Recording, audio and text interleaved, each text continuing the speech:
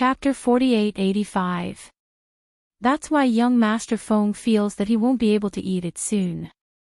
After a day of interaction, Yiqing Luo had some understanding towards this unruly little princess. You and her went around in circles. She absolutely couldn't understand the twists and turns. She couldn't figure out what you were hinting at. She could only point it out directly. Ling Long then understood. The moment she said that, the entire room fell into silence. Ling Long's hand, which was holding the wooden chopsticks, froze as she slammed it heavily on the table. I will not let father take Cici away. Yiqing Luo met Ling Long's sullen gaze as she spoke in a considerate tone. Princess Ling Long, I don't have any other intentions, I just want to remind you. In case Master wants to take young Master Feng away and Princess Ling Long can't accept it, thus hurting the harmony between you two. Even if you tell me now, I can't accept it. Ling Long's exquisite and beautiful face turned serious as she looked at Feng Shi seriously. I want Cici to stay by my side, to be my playmate for life. Princess Ling Long's idea is good. Yiqing Luo's voice gradually became gentle, but, Princess Ling Long, have you ever thought? Under the black robe, the young lady's gaze was very gentle. Is young Master Feng willing? Ling Long was just about to reply confidently. How would he dare to not comply with my request? I like him so much, he will definitely like me too, what's there to be unwilling about?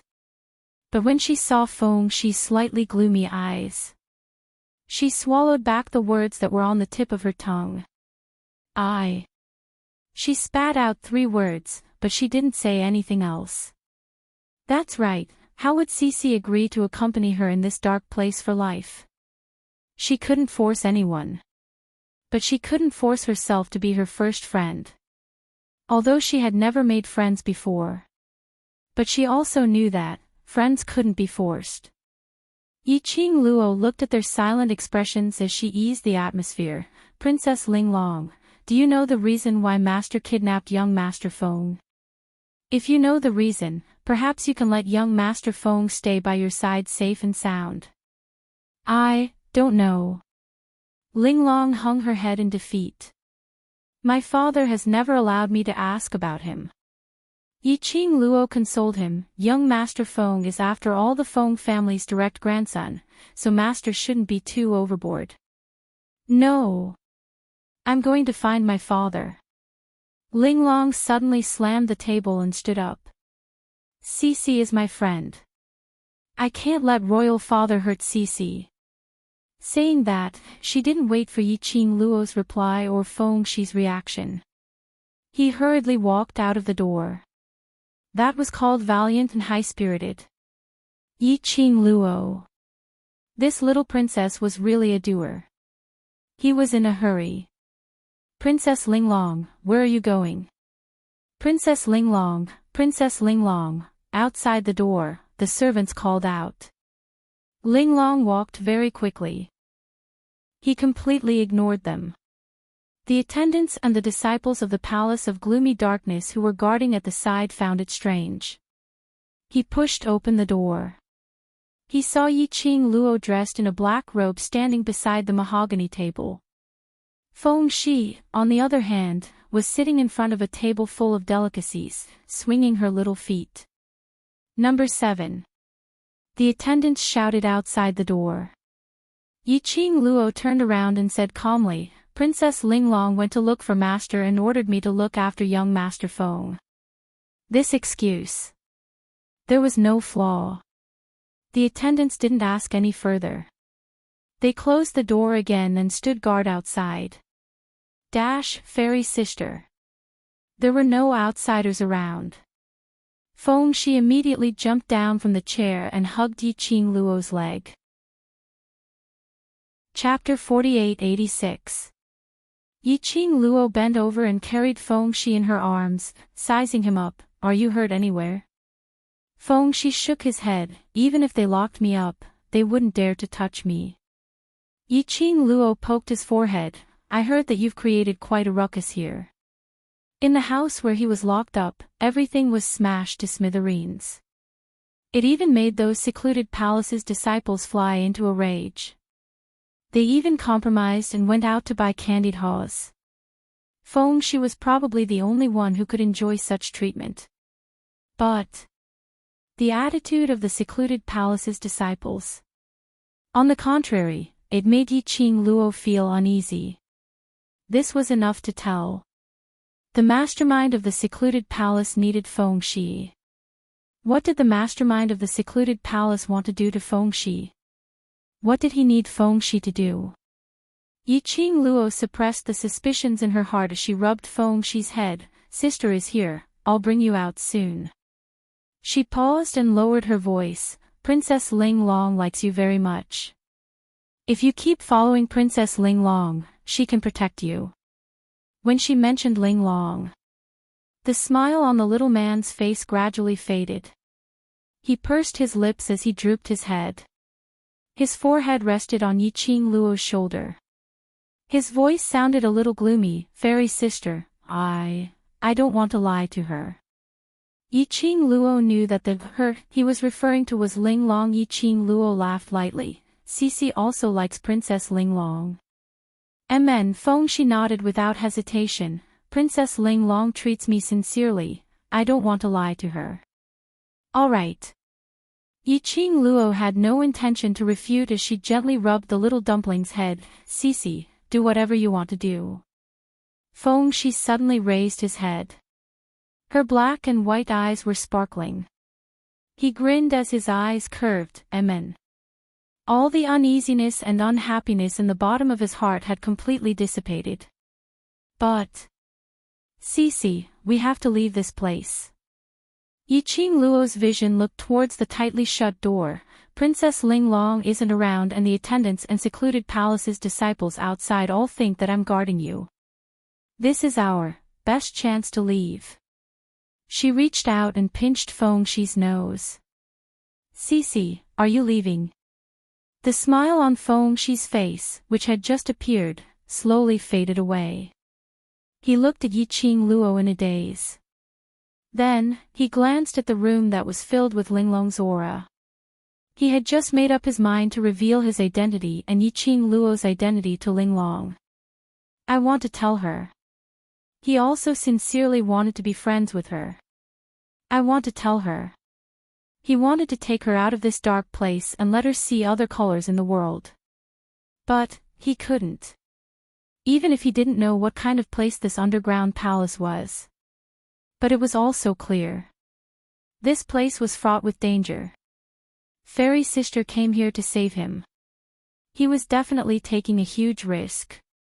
Now was the best chance to leave. I missed it. I'm afraid, it's not just him who can't leave this place. Even Fairy sister would be implicated by him. He could not be so selfish. Although he was small, his thoughts were extremely mature. In the blink of an eye, he used a clear and resolute gaze to look at her. Fairy sister, I'll leave with you. He paused slightly, but before this, I want to tell her that I really treat her as my friend. Yiqing Luo touched his head. Go on. This was the little dumpling's first friend. Chapter 4887. Yiqing Luo couldn't deprive Feng-shi of the joy of making her first friend. And Ling Long, that girl, wasn't a bad person. To Ling Long, Xiao Tuanzi was also her first friend. If she could, Yiqing Luo quite liked that the two of them could play together. It would be best if Feng-shi could change Linglong's spoiled and willful temper. Feng-shi took out a piece of paper and wrote down what he wanted to tell Linglong seriously. Every stroke was written in an extremely serious manner. Until he checked it 3 times. He then put down the pen. He placed the paper that was filled with words under Linglong's pillow. Fairy sister, I'm done. Feng-shi ran back to Yiqing Luo. Yiqing Luo patted his little shoulder. Have you decided? Feng-shi nodded vigorously. The little girl's black and white eyes were filled with seriousness and solemnity. I know that Grandpa is worried about me, and I also know that Fairy Sister took a huge risk to save me. I can't be willful and only think about myself. He wanted to accompany his first friend. To accompany the friend who was alone other than him. But now, it wasn't the time. He couldn't because of the importance he attached to friendship. Regardless of the others. He believed Princess Linglong would understand him. Yiqing Luo carried her with one hand. My little Cece, you've really grown up. She pinched the little boy's face. I'll bring you out now. Hold on tight to me. No matter what happens, don't make a sound. Can you do that? Fengxi nodded vigorously. Her little hands circled Yiqing Luo's neck. Cece will not be a burden to Fairy Sister. Be good. Yiqing Luo carried Fengxi and returned to the other side of the room. The Palace of Darkness really loved Linglong to the core. In this dungeon, which should be for the Jiang family's aristocrats, there was an extremely luxurious room specially built. Outside the window on the other side of Linglong's room was a flower bed. Under the bright luminous pearl. Those transplanted flowers were in full bloom, bright purple and red. Extremely beautiful. Behind the flower bed, there was a towering wall. Yiqing Luo brought Fengxi over the garden and climbed over the wall. When she looked down, below them was a pitch-black tunnel. He seemed to have returned to the tunnel that he had passed through before coming here. The other end of Linglong's room was actually connected to this passage. If he followed the path, he would be able to leave the underground palace. She could leave the underground palace now. However, what about Zhu Wuxin? Hiding a servant for such a long time. With Zhu Wuxin's skills, he shouldn't be discovered by those people from Dark Nether Palace. Even if they found out, he could also escape. However, now, she had left with Fengxi. Would Zhu Wuxin think that she was in this underground palace and was looking for her everywhere? When Yiqing Luo thought of this, her brows creased tightly into a bundle. How troublesome. Forget it, I'll send Fengxi out first. Yiqing Luo took a look at the tunnel below. He was about to jump down. Suddenly, he heard a panicked roar from behind him. Oh no. The little brat from the Feng family is gone. And seventh. What happened? Quick. Hurry up and find him. The footsteps of the Dark Abyss Palace disciples and servants got closer. Oh no, they had been discovered. How could it be so fast? Yiqing Luo's pink lips pursed tightly as she lowered her head to look at the little one in her arms. Cece, hold on tight. Chapter 4888. Fengxi responded with an N. Yiqing Luo leaped up and landed lightly on the ground. Following that, she walked along the tunnel. It was pitch black inside the tunnel. She couldn't see the surrounding path. Yiqing Luo walked a few steps and sensed. Not right. When she came here, she specially constructed a map of the tunnel's topography in her mind as she walked. If she walked through it again, she would definitely feel a sense of familiarity. But the tunnel she was walking on now, the feeling was totally different. This tunnel wasn't the tunnel to leave the underworld. Yiqing Luo suddenly recalled the fork in the road when she came over. Could it be the tunnel she was walking on now? Was it another fork in the road? But now, it was basically impossible for her to turn back. The Palace of Darkness's disciples would not give her this chance. She could only move forward. Yiqing Luo walked forward quickly. While she was moving forward quickly, she could clearly hear footsteps from all directions, and the sound of the Palace of Darkness's disciples exchanging information. In front, she could faintly see a bit of light. Yiqing Luo quietly got closer. To his surprise, he realized that the passageway led to a huge courtyard. In this cold and gloomy underground cave, there was an inexplicable strange feeling. This place. What place was this? In this underground palace. Why did they have to specially build such a courtyard that required so much time, effort, and money? Who was the person who stayed in this courtyard? Yiqing Luo recalled that Ling Long seemed to be the one who came from this tunnel. Could it be? The person in the courtyard was the mastermind behind the Palace of Darkness. Yiqing Luo's eyes wavered slightly. This side. Do you want to go take a look? That's a forbidden area. But we searched the entire underground palace and didn't find Feng family's brat and number 7. The disciples guarding the entrance of the underground prison didn't see the both of them leaving. Perhaps they are hiding here. Behind them, the Palace of Darkness's disciples' voices were getting closer. They were still feeling uneasy, hesitating if they should come over to search. Yiqing Luo heard their discussion as her heart started to pound. This was a forbidden area. There was actually a forbidden area in the Palace of Darkness's base. What kind of secret or treasure was hidden here? Yiqing Luo raised her eyebrows slightly, held Feng Shi tightly, and jumped into the courtyard. Forbidden areas were the best places to hide. It was the moment she jumped into the courtyard. Footsteps could be heard from outside the courtyard. The disciples of Gloomy Palace caught up. Are we going in? I don't think so. What if the person is really hiding inside? Elder Su said that if we lose sight of him, all of us will have to die with him. Either way, I'll die. Let's go in. The disciples of Darkness Palace chattered for a long time outside the courtyard. In the end, he decided, enter. Yiqing Luo's current position. It was very close to the courtyard gate. As long as those people came in, she would definitely be discovered. But, the place where she was standing now was a little awkward. The ground was covered with a thick layer of withered yellow leaves. All she had to do was lift her foot slightly and put it down. The rustling of leaves was extremely obvious. When those people heard it, they would be able to detect her position. The Palace of Darkness's disciples got closer to the courtyard gate bit by bit. From the footsteps, there were about 10 over of them. Yiqing Luo's heart started to race. The courtyard gate, slowly, was pushed open. Chapter 48-89.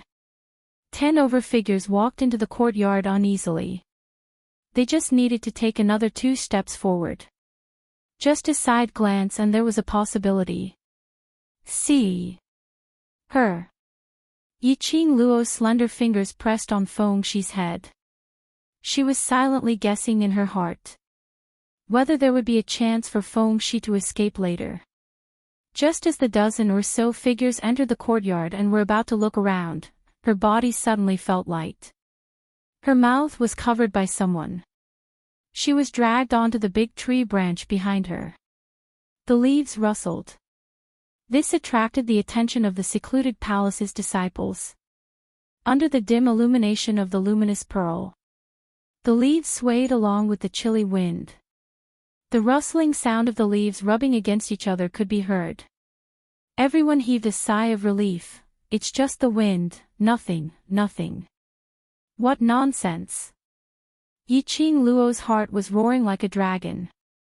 Her mouth was covered and she couldn't even make a sound.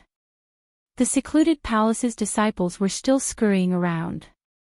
She didn't dare to struggle or move. Until the secluded palace's disciples went around the courtyard and searched one round before leaving. Yiqing Luo then yanked away the hand covering her mouth. Zhuwu Axan, why are you here? She was entirely shrouded in a black robe. Earlier when she was dragged up the tree and covering her mouth, they were all separated by a black robe. But it still couldn't be concealed. A faint plum fragrance. It was a clear and cold aura unique to Zhu Wuxin. Zhu Wu Axian held Feng Shi steadily with one hand as he slowly retracted the other. Coincidence? Do you think I'll believe that? Yiqing Luo rolled her eyes, hiding an attendant. You've already disappeared and now you ran to this secluded area of the secluded palace. Yiqing Luo's slender eyes rose slightly as she tilted her head slightly. On the surface, you specially brought me to the secluded palace's base to save someone. In actual fact, you have your own motive. Zhu Wuxian's thin lips moved, as though he wanted to say something. Under the dim and hazy light, that pair of icy cold, deep eyes were tainted with a thin sense of disappointment. But, in the end, he didn't say anything. As though he silently agreed with Yiqing Luo's words. Yiqing Luo leapt down from the tree and gathered the loose black robe around her. I'm not too concerned about what your motive is. I just want to know, are you going to leave this base of the Palace of Gloomy Darkness? You can't leave now. Zhu Wuxian's voice was very calm. The disciples of Gloomy Palace will seal all the passages. Once you show yourself, you will fall into their trap. He paused for a moment before continuing. You should know very well that the Palace of Gloomy Shadows is best at all kinds of evil forbidden arts. Yiqing Luo's slender fingers clenched. Then we're just going to sit here and wait for death. Zhu Wuxin was silent for a moment. Let's hide here for now. When their guard loosens, I'll go lure them away. This was a forbidden area. The disciples of the Palace of Gloomy Darkness came around. He did not dare to do it a second time. It was indeed a relatively safe place at the moment. But, there must be a reason why the forbidden grounds are called as such. Yiqing Luo's slender brows creased slightly. Are you sure there's no problem for us to stay in this courtyard? Okay. Zhu Wuxin carried Fengxi in his arms and walked toward the depths of the courtyard. Fengxi had been taken away. Yiqing Luo had no other choice. She followed Zhu Wuxian's footsteps as they stepped into the depths. In this courtyard, there were about 7 to 8 exquisitely decorated rooms. Every single room. The distance between each room was very far. As though it was an independent living space. Yiqing Luo followed Zhu Wuxian and after a few turns. Finally they stopped in front of a room. Zhu Wuxian walked in calmly. Chapter 4890. Yiqing Luo looked at him as he opened the room's door with ease. With great precision, he placed Fengxi on a chair in the dark. A strange feeling arose from the bottom of her heart. She frowned slightly as she stared at Zhu Wuxian. This room is your room. Zhu Wuxian's figure paused slightly as he poured the tea. But it was only for a moment. He continued to pass the teacup to Fengxi as he replied Yiqing Luo, no. Not. Yiqing Luo's expression congealed slightly as a strange glint flashed past her eyes. She originally thought that Zhu Wuxian's room was in the forbidden grounds of the secluded palace. However, Zhu Wuxin denied it. Zhu Wuxian disdained to lie. What he said should be the truth. But if this place had nothing to do with Zhu Wuxian, then why was Zhu Wuxian so familiar with the structure of this room? Apparently, it wasn't his first time here. Zhu Wuxian seemed to have seen through Yiqing Luo's doubts. In the dark, his eyes were as deep as the sea as he stared at her without blinking. It was quiet and serene, floating and sinking. This is Gu Jingyu's room. In the dark, the man's voice sounded especially hoarse and ethereal. Yiqing Luo went into a slight daze. Gu Jingyu, the mastermind behind the secluded palace. Disciple. The palace lord on the surface. This was his room. The so-called forbidden grounds in the secluded palace, indeed referred to. The place where the people with status in the secluded palace stayed. Like Gu Jingyu, Ling Long and the like. Then, the mastermind behind the secluded palace. That person can't possibly stay here. Zhu Wuxian opened his mouth calmly as his voice sounded cold. Finishing his words, he sat down on another chair. Gu Jingyu isn't in the base. If the lights are lit, it will easily alert the servants in the courtyard. The room was dark. It wasn't so dark that one couldn't see their fingers in front of them. But it was slightly dim and one could vaguely see the silhouette of a figure.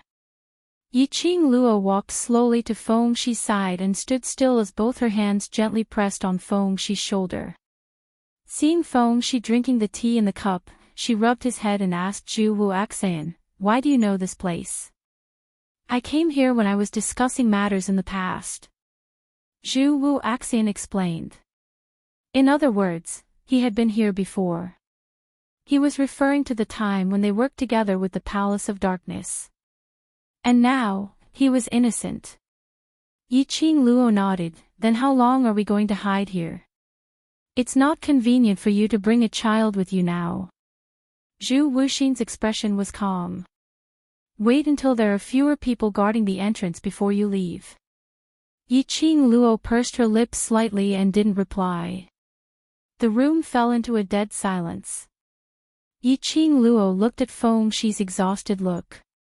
He bent down and picked him up, wanting to let him sleep for a while.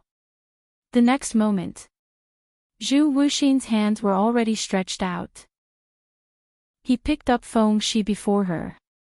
"There's a bed over there." Yiqing Luo remained silent. He followed Zhu Wuxin into the inner room. Feng Shi had been a bit nervous. But after lying on the bed for a while, he fell asleep. Yiqing Luo sat by the bed as her gaze congealed on Feng Shi's sleeping face. Zhu Wuxin stood at the side. "You can also rest for a while and recuperate." "No need," Yiqing Luo replied indifferently. There wasn't much fluctuation in her tone. In the darkness, Zhu Wu Axian's eyes rippled slightly. His eyes, which were as deep as the sea, gazed deeply at the young lady. "You really want to cut off all relations with me?" he asked. Yiqing Luo didn't even raise her head. "There's no relationship between you and me." Chapter 4891. Zhu Wu Axian scoffed lightly. There was a hint of cold mockery in her laughter. "Really?" His voice was hoarse and his emotions were unclear. If a woman is heartless, she's really heartless. Yiqing Luo's expression remained unchanged. "I don't know about other women, but I'm indeed this heartless." "So, you don't have to express your goodwill to me intentionally." She had no way to stop others from liking her and being obsessed with her. The only thing she could do was to reject. No matter if Zhu Wu Axian was obsessed with her in the past, or the current adoration. That wasn't important. Because, no matter what kind of feelings, it had nothing to do with her. But this kind of you makes me like you even more. Zhu Wu Axian seemed as though he couldn't hear Yiqing Luo's rejection as he gave a low laugh. That murmur of a voice. It was filled with a strange charm. Yiqing Luo's slender brows creased as a strange feeling arose in her heart. But not waiting for Yiqing Luo to speak again, Zhu Wu Axian had already turned around. "Take a rest first, I'll go out and take a look." After Zhu Wu Axian left, there was only her and the sound asleep Feng Shi left in the room. An unfamiliar place. An unfamiliar environment. Even though Zhu Wu Axian said that as long as there were no lights here, it would be very safe. Yiqing Luo couldn't help but pay attention to the surrounding environment. She didn't dare to let her guard down. In her mind, she had been rehearsing the plan to leave the underground palace. Not knowing how long had passed. Dang, a soft sound was heard from afar. She could faintly see the lights shining brightly. The bright lights were getting nearer. Yiqing Luo's heart jolted violently. Someone came. She stood up alertly as she listened sharply to the movements outside. Orderly footsteps slowly got nearer. Yiqing Luo leaned close to the window. She could faintly see about 20 to 30 secluded palace's disciples directly passing by the house she was in as they headed forward. Those secluded palace's disciples' discussions were clearly transmitted into her ears. The underground palace is only so big, we've already searched the entire place and still can't find anyone. Don't tell me they really hid in this forbidden grounds. If they really hid in this forbidden grounds and offended that person in the main house, he would die even worse.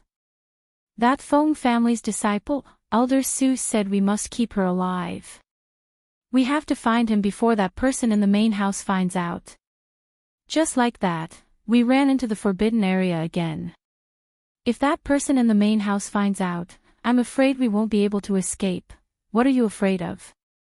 Don't we have Princess Linglong to back us up? Just as he was speaking, Yiqing Luo heard a familiar voice ringing, search for this princess. Even if we have to dig 3 feet into the ground, we have to find them. That was Princess Linglong. Princess Linglong's tender voice was filled with anger. Her voice was slightly sharp. So what if it's a forbidden area?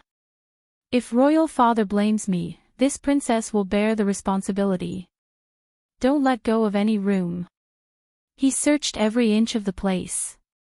I will make it hard for them to escape even if they have wings. Those angry orders. This made Yiqing Luo's brows creased. From the looks of it, Linglong did not see the letter that Feng she had left for her. Linglong felt that Feng she had lied to her. Their sincere friendship had been fed to the dogs. So now, all he could think of was, he caught her and Feng shi. Yiqing Luo could sense it.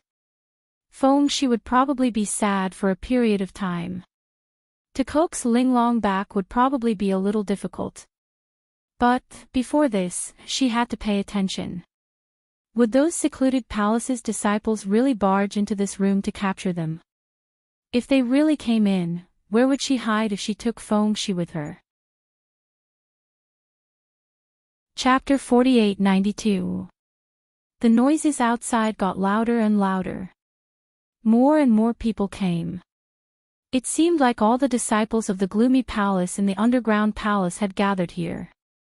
About half an hour later, the noises outside slowly became softer. Indistinctly, they heard Linglong's angry bellow, "What's the use of father keeping you bunch of rubbish? You can't even find 2 people. Search for this princess. Search clearly.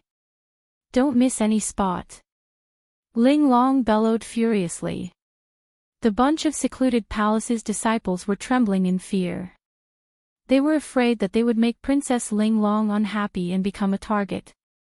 And at this moment, an extremely low voice was heard from outside the door, "This room. Do you want to search?" The voice was very close. Yiqing Luo knew. This person was asking about the room. He was referring to the room she was in right now. Her heart thumped fiercely and she held her breath. And just as that secluded palace's disciple asked this question, the other secluded palace's disciples all turned silent. This room is Palace Lord's room. Palace Lord hates people touching his things. If Palace Lord knew that we had stepped into his room, I'm afraid. The secluded palace's disciples didn't finish their words. But everyone understood the meaning behind those words. Palace Lord had always been a loner. He wasn't close to anyone. And he hated anyone who got close to his turf. Previously, there was a female disciple who tried to sneak into Palace Lord's room. In the end, she was thrown out of the room. That female disciple ended up in a miserable state. After that, Palace Lord even got someone to clean up his room from top to bottom. As though it was tainted with something dirty. From now on, everyone knew about Palace Lords. Mesophobia.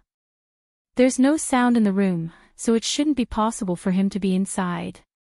Someone found an excuse, that Feng family's girl is so young, so she shouldn't know how to restrain her presence. If that brat is really hiding here, with so many of us here, how could we not sense his presence? Everyone nodded their heads in agreement.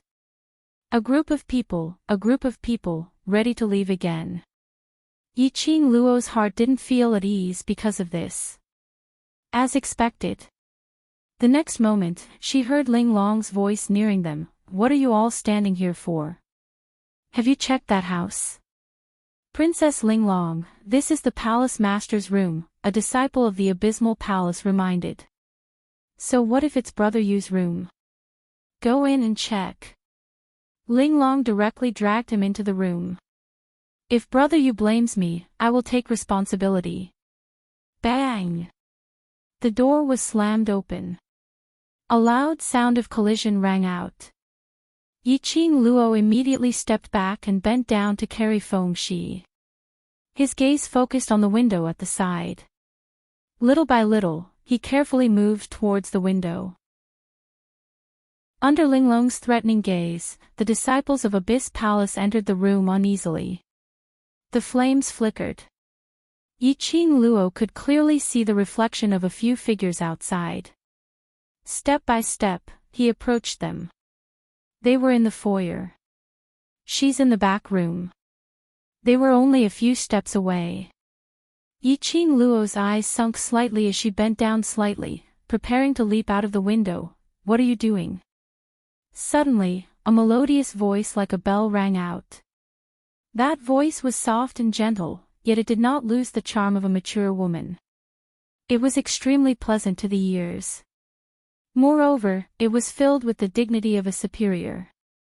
The moment this voice was heard, the entire courtyard's voices stopped abruptly. Even the people outside the room froze on the spot, motionless. Chapter 4893. Sister Qing Gu. When Ling Long heard that voice, her tone became much more obedient. The voice of the woman named Qing Gu came again. What's with all the noise? The person that father caught ran away. I'm catching them, Ling Long replied obediently. She was no longer as arrogant as before. Go ahead and catch them. Don't make a scene here, Qing Gu said in a low voice. Go and get everyone back. Don't run into the courtyard. Sister Qing Gu. Ling Long said coquettishly. Those two people have angered me. I want them to pay the price. I've searched the entire underground palace but I can't find them. They must be hiding here. How would I not know if they are hiding here? Qing Ji's tone was even more stern. If you continue to make a scene, you can forget about staying in this base. Ling Long sniffled in fear. She had never been wronged before. She felt aggrieved and indignant. How could he still care about the respect he had for the other party? Ling Long harumphed. Do you think I don't know that you brought an outsider to hide in the courtyard behind father's back? Qing Ji's tone was low and threatening. Ling Long. Ling Long was unmoved. He's a man, right? Sister Qing Gu, you like him, right? But if this matter were to reach royal father's ears, guess, what would happen to royal father? Are you threatening me? Qing Ji's tone was cold and murderous. Ling Long was a newborn calf that was not afraid of tigers. She was extremely fearless. I'm merely reminding Big Sis Qing Pigeon that no matter how much Imperial Father dotes on you, he will definitely not allow you to step on his bottom line. Good, very good. If you want to make a scene, go ahead. Qing Gu was so angry that she laughed. I'll let you search here. I want to see what you can find out. Qing Ji's words made Ling Long cower. She had forcefully brought the disciples of the Palace of Darkness to search the courtyard. He forcefully led the Dark Nether Palace disciples to search the courtyard. This was already a violation of his father's rules.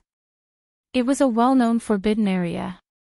Only she and her brothers and sisters could enter. The other disciples of the Palace of Darkness, including Elder Su and the others, were not allowed to enter. The other disciples of the Nether Palace, even Elder Sue and the others, were not allowed to step in. She wanted to capture them and pretend that nothing had happened. They wanted to pretend that nothing had happened after arresting him. He did not expect to be caught red-handed by the pigeon. If Ching Pigeon told father, no matter how much her lord father pampered her in the palm of his hand, he would probably blame her. Linglong pondered for a moment. With a wave of his hand, he turned around and left.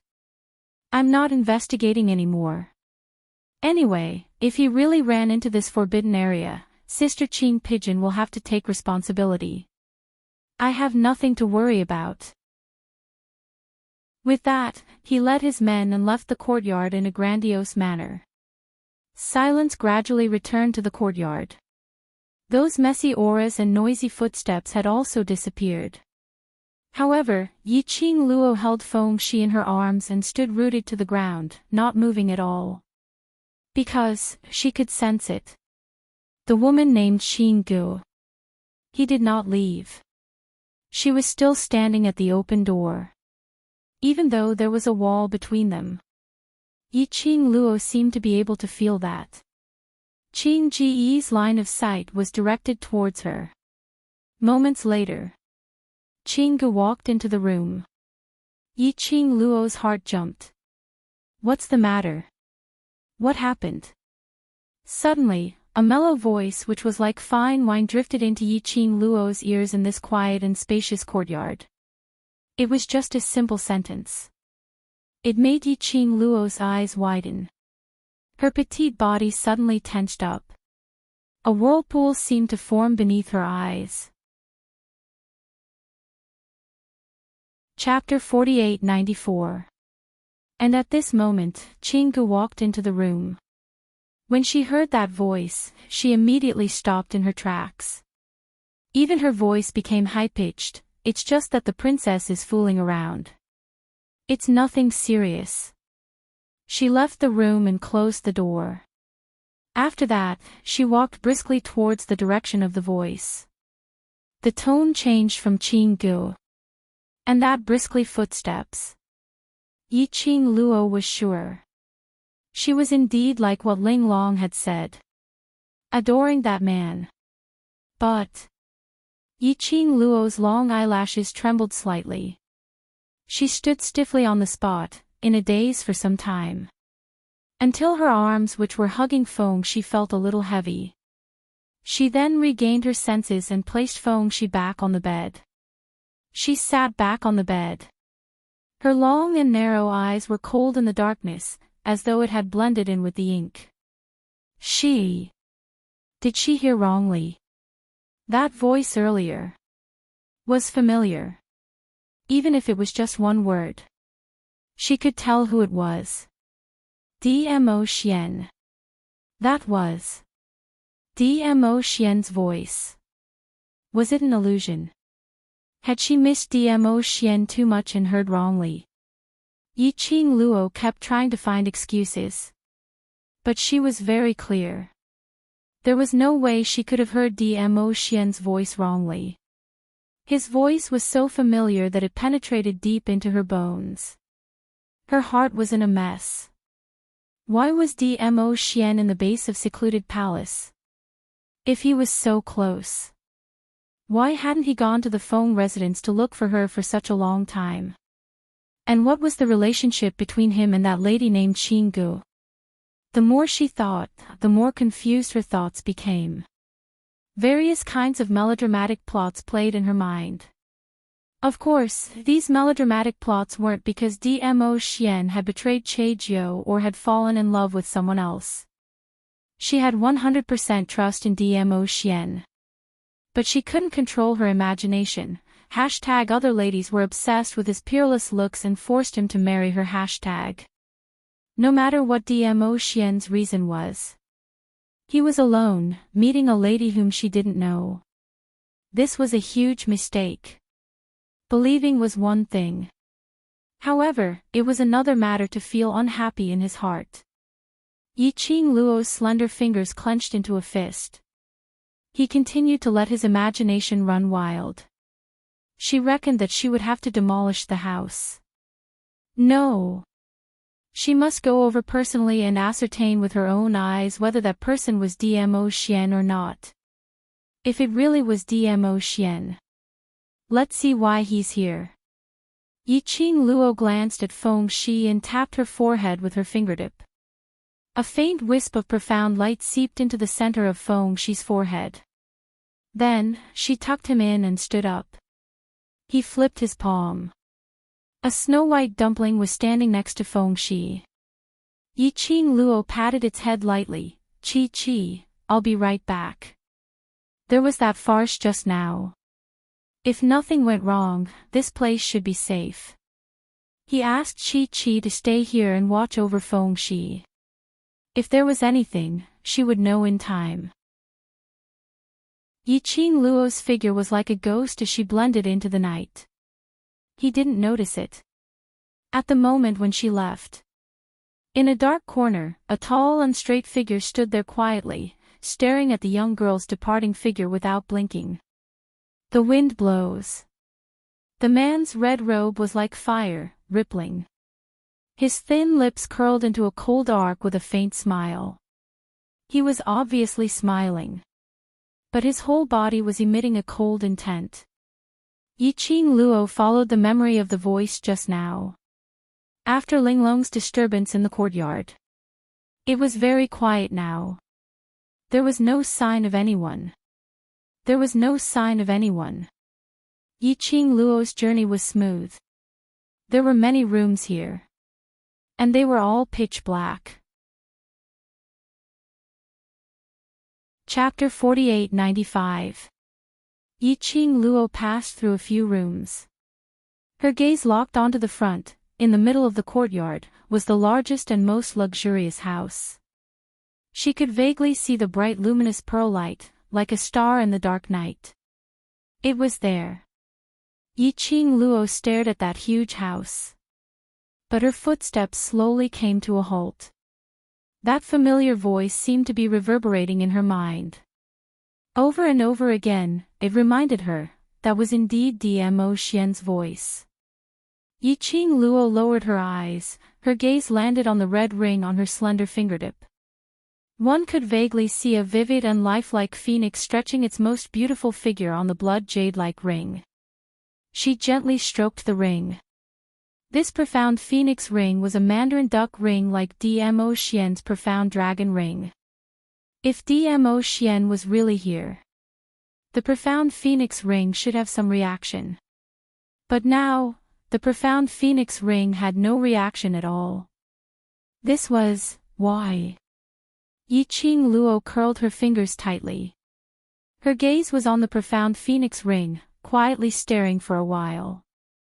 She took a deep breath and moved toward the room again, without making a sound. Just as she got closer, Yiqing Luo heard a sound coming from inside the room. It was a woman's light footsteps and a gentle and elegant laughter. This laughter was inexplicably piercing. A man and a woman alone in this place. And they were laughing so happily. What was so funny? Yiqing Luo suppressed the surging unhappiness in her chest and calmed herself down. What she heard was false. She couldn't simply imagine. Yiqing Luo held her breath and followed the direction of the laughter to confirm the woman's location. Following that direction, she quietly moved closer. Her movements were very light. While moving, there was no sound at all. She neared the innermost room's window. Yiqing Luo looked through the half-opened window. She saw the bright luminous pearl light spilling out from the window. Yiqing Luo turned sideways and quietly looked through the window at the situation inside the room. Inside the room, the furnishings were elegant and there was a faint fragrance. One look and you knew it was an exquisite woman's study room. The surroundings were filled with bookshelves and all kinds of books. There was a long table that was bent over, and it was filled with books and scrolls. Yiqing Luo's corner. They could only see a fairy-like woman in a long white dress sitting on one side of the long table. Whereas opposite the lady, Yiqing Luo could only see half a side face of the figure. The figure was tall and slender, beautiful and straight like jade. It was just a glance. Yiqing Luo was certain. That guy was her Ah Xian. Damn it. Her Ah Xian was meeting girls behind her back. Should she rush in and catch the woman? Or should she squat outside and watch what kind of shady business they were doing behind her back? In Yiqing Luo's heart, it was as if 10,000 horses were galloping and roaring. That little princess is very willful. I'm sorry for disturbing you. The woman spoke in a gentle and graceful manner. Her eyes flickered, and her expression was full of tenderness and affection. Yiqing Luo's fingers tightened. He had the urge to strangle that woman. The man didn't even raise his head, as if he didn't see the woman's flirtatious gaze. He lowered his head and searched through the books and scrolls on the table. His slender, jade-like fingers stirred the chaos on the table. It's fine. Two cold and indifferent words. But it made Qing Ji's eyes gush with joy, but she pretended to be reserved and tried to find a topic. I heard that the Lord kidnapped the young master of the Feng family and was rescued by someone. That little princess must be furious. Chapter 48-96. The man who had been looking down at the books suddenly raised his eyes. Her black hair was as fine as flowing water and spread out like fine silk. Under the bright light of the night pearl, it rippled with a black luster. What did you say? The man's voice was deep, without much emotion. But Qing Ji's eyes were filled with joy. This was the first time he took the initiative to respond to her.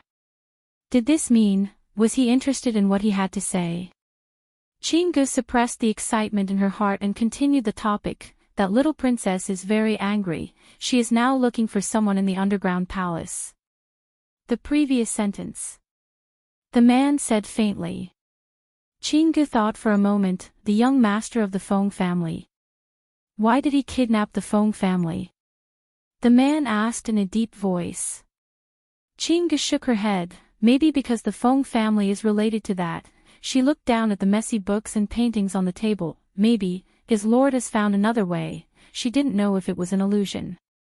When she finished this sentence, the man's eyes seemed to sink a little. But when she looked carefully, the man's expression was still calm, without the slightest fluctuation of emotion. It was rare for a man to be interested in her topic. Although Qing felt strange, she didn't want to end the topic like this, so she continued, the Feng family is really capable. They actually found this place to save people, but it's easy to come in, but difficult to get out. Not only can that person not save people, I'm afraid he will also die here. Look at how angry the little princess is. I'm afraid, when the two people are found, they will be dead. The man didn't say anything at this moment. Instead, he looked down lightly. His eyes were a little cold. His breath was inexplicably cold. Qing sensed that something was wrong. Her smiling eyes dimmed slightly. She seemed to be testing, but also seemed to be inadvertently asking, you seem to care a lot about the Feng family.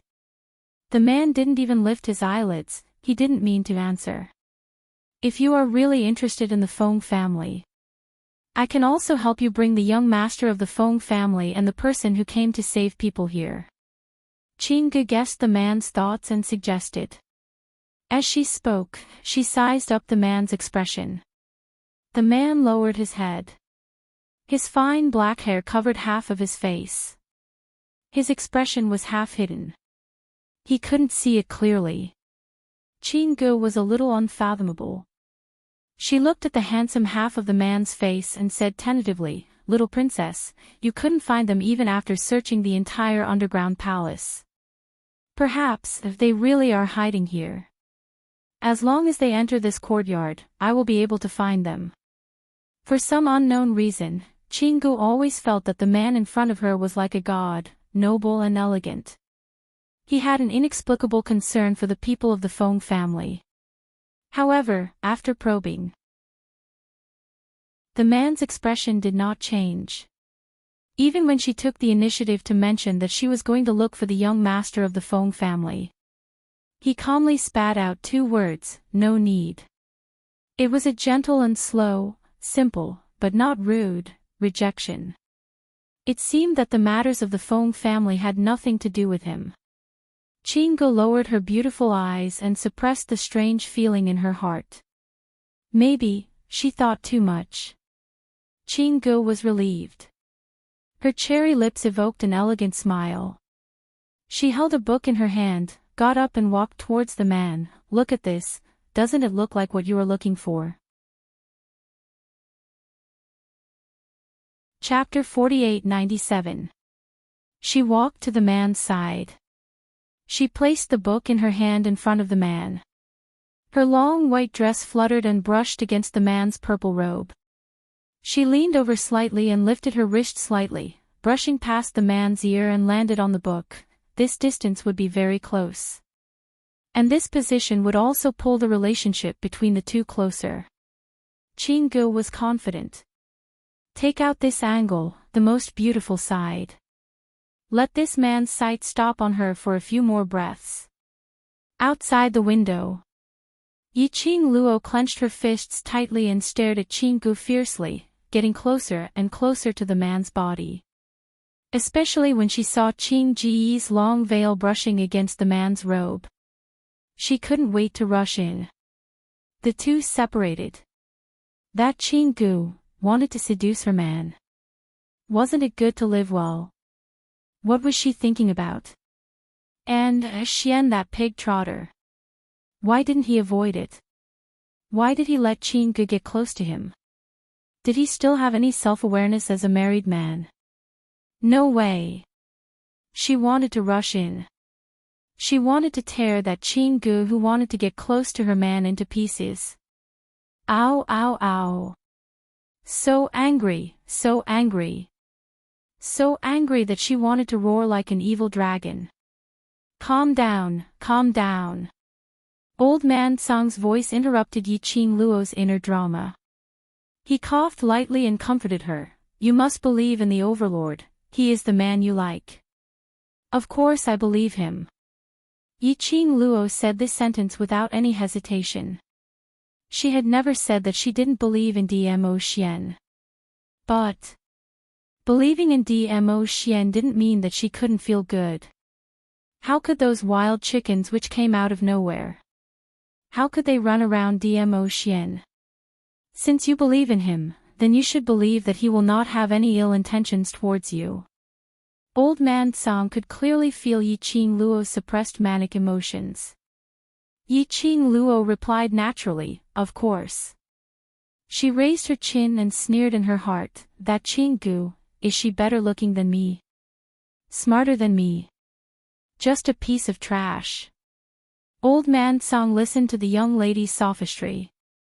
How could a piece of trash make her so angry? Was she really as calm as she looked on the surface? He didn't dare to say it, nor did he dare to ask. Yiqing Luo stared fixedly at the two people who were getting nearer and nearer. He almost rolled up his sleeves and climbed in through the window, at this moment. The man sat in front of the table with his head slightly lowered. It was as though he had sensed something. He turned his head and looked out of the window. His obsidian eyes were as deep as the sea. It was like a whirlpool that could cause one to fall into it with a single glance. Yiqing Luo leaned against the wall, taking big mouthfuls of air silently as she asked in her mind, did he see it? Did he see it? I dodged so quickly that he probably didn't see me, right? Just now, at the critical moment. She jerked her head back. But she did not know. If Dmo Xian had captured her silhouette. She was very fast. But Dmo Xian's acuity was extraordinary. Even if he saw it, he would know it was you and would not come out to catch you. What's there to be afraid of? Old man Song did not understand what Yiqing Luo was panicking about. Yiqing Luo hugged her head. If Ah Xian knew that I was peeping at him, I would be so shameless. Old man Song. Inside the house. The man who was looking out of the window had a trace of mischievous smile in his eyes. Even his entire face seemed to have softened a little. Chapter 48-98. Chin-gu was preparing to approach the man quietly to carry out her plan. What entered her eyes was a smear of gentleness. Her heart felt as though it had been shot by an arrow, as a little deer was pounding around. Overlord. A flirtatious voice called out to the man softly. Chin-ji's body leaned forward slightly, as she wanted to get closer. A swoosh sound was heard. Chin-ji's outstretched hand was blocked by a book. Tightly, the end of the book was slightly exerted. Chin-gu was pushed 2 steps away from the man.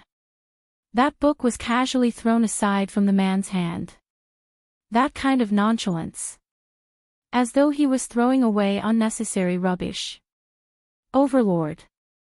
Chin-ji's heart skipped a beat, as her voice turned hoarse. Her delicate and gentle face revealed a tinge of coquettish grumbling. She hadn't finished her words. Her throat was choked by the man's icy cold gaze. Don't come near me. The man's voice was emotionless, so bland that it was almost cold. That kind of coldness and heartlessness, a direct and decisive rejection. Chin-ji's heart suddenly felt a little pain. But she still lowered her brows, lowering her attitude to the lowest. Yes, I've overstepped. When Chin-gu cautiously stuck her head out again, looking into the window. Chin-gu had already returned to her original seat. As for Dmo Xian, he was at his original position, not moving at all. He seemed to be very focused, lowering his head to look at the book in his fingers. From the looks of it, Dmo Xian should not have sensed her presence earlier, right? She had already dodged in time. If Dmo Xian saw it, based on his vigilance, he would definitely check it out. But Dmo Xian had no reaction at all. He should not have sensed it. Thinking of this, Yiqing Luo heaved a sigh of relief. While she was relaxing, Yiqing Luo couldn't help but think. What was Dmo Xian trying to investigate in this base of secluded palace? This woman called Chin-gu. What the hell was this? From Linglong's words earlier, she could tell.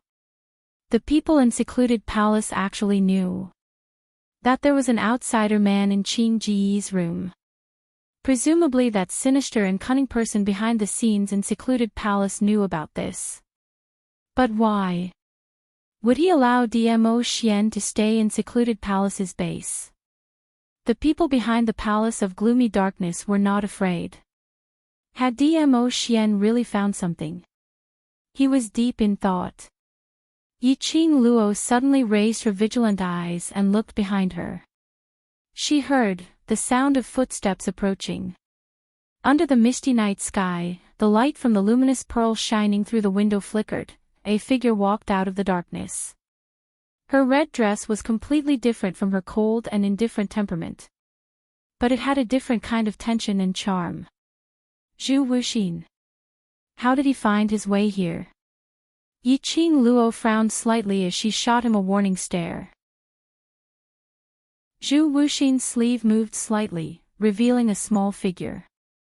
Xiao Tuanzi opened her eyes and looked around, her eyes filled with worry and anxiety. Yiqing Luo's brows creased even more tightly. Why did Zhu Wuxin bring Fengxi here? She cautiously glanced through the window and saw that the man was still maintaining his original posture. The person in the house was Dmo Xian. That man was too sharp. There is some movement here. It was highly possible that Dmo Xian would sense it. She took quick steps forward and took Fengxi from Zhu Wuxin's arms. Fengxi immediately wrapped her arms tightly around her neck. As though she had been given a huge shock. Yiqing Luo took a look at the direction of the room and patted Fengxi's back lightly. Her gaze congealed slightly, as though it was covered with a layer of darkness. Chapter 48-99. The young lady was quiet and her gaze was heavy. She looked at Zhu Wuxian for a long time before she slowly retracted her gaze. Then she hugged Feng Shi tightly and turned to leave. Zhu Wuxian's icy cold lips curled upwards, revealing an unfathomable smile. There was Zhu Wuxin and Feng Shi. If there was any movement between the two of them, it would be a piece of cake for the people in the room to find out. Although she was very unwilling to let the two of them be alone in the room. But now, for Feng Shi and her safety, and because of Dmo Xian, she wasn't clear about the reason why Dmo Xian was in the base of the Palace of Darkness. But Dmo Xian must have his own motives. She couldn't disturb Dmo Xian. And she couldn't let the disciples of the Palace of Darkness disturb Dmo Xian. Overlord. Qin Ji's voice was as gentle as the wind. She stared at Dmo Xian's slender jade-like fingers that were holding onto a piece of paper. This page, is there a clue? He stared at the contents of the page. It had been a quarter of an hour. He didn't turn the page. He just stared at it in a daze. This made Qin Gu, who had been paying attention to him, feel strange. Just as Qin Gu shouted, "Lord Dizun," Dmo Xian's fingers tightened. The thin book paper was torn in half with a tearing sound. In the quiet study, the sound was extremely clear. Overlord. Qin Gu was startled. Dmo Xian slammed the book on the table. The force was so great that the books on the table were blown away by the strong wind, which scattered all over the floor. There was no emotion on that peerless face. Between his brows was a bone-chilling coldness. It was as if it carried the force of a thunderbolt. A storm was brewing. Overlord, what's the matter? This was the first time Qin Gu had seen such a powerful Dmo Xian. Her delicate body trembled slightly from the shock. Dmo Xian's dark eyes were fixed on the direction outside the window. The wind was blowing and there was no sound outside the window. That was the owner of the pair of eyes that was watching him. The aura had disappeared. And, at the moment when he disappeared, he could clearly feel it. The other was an aura that made people want to do evil. Yiqing Luo carried Feng Shi as she returned to Gu Jingyu's room. Why are you awake? Yiqing Luo rubbed Feng Shi's head, indicating that he could speak now. Feng Shi's face turned red as she hugged Yiqing Luo tightly. Cece thought that because Cece was too lazy and only knew how to sleep, Fairy Sister didn't want Cece anymore. The little person's voice was crisp and clear, and there was even some fear and panic in it. Yiqing Luo placed her by the bedside. No matter, it's not entirely Cece's fault that Cece wants to sleep. She glanced meaningfully at Zhu Wuxian, her pink lips curling into a deep arc with unknown meaning. Just now, as soon as he entered this room, Zhu Wuxin poured a cup of tea for Feng Shi. There was clearly something wrong with the tea. However, seeing that it was only a few hours of rest, he didn't think too much of it. Therefore, she didn't stop Feng Shi from drinking that cup of tea. It was normal for Feng Shi to feel sleepy and doze off after drinking that cup of tea. Zhu Wuxin didn't have the slightest bit of embarrassment after being exposed. He was magnanimous and had no intention to explain. Instead, he asked Yiqing Luo, "Didn't I ask you not to wander around? Why did you run so far away? Isn't this what you hoped for?"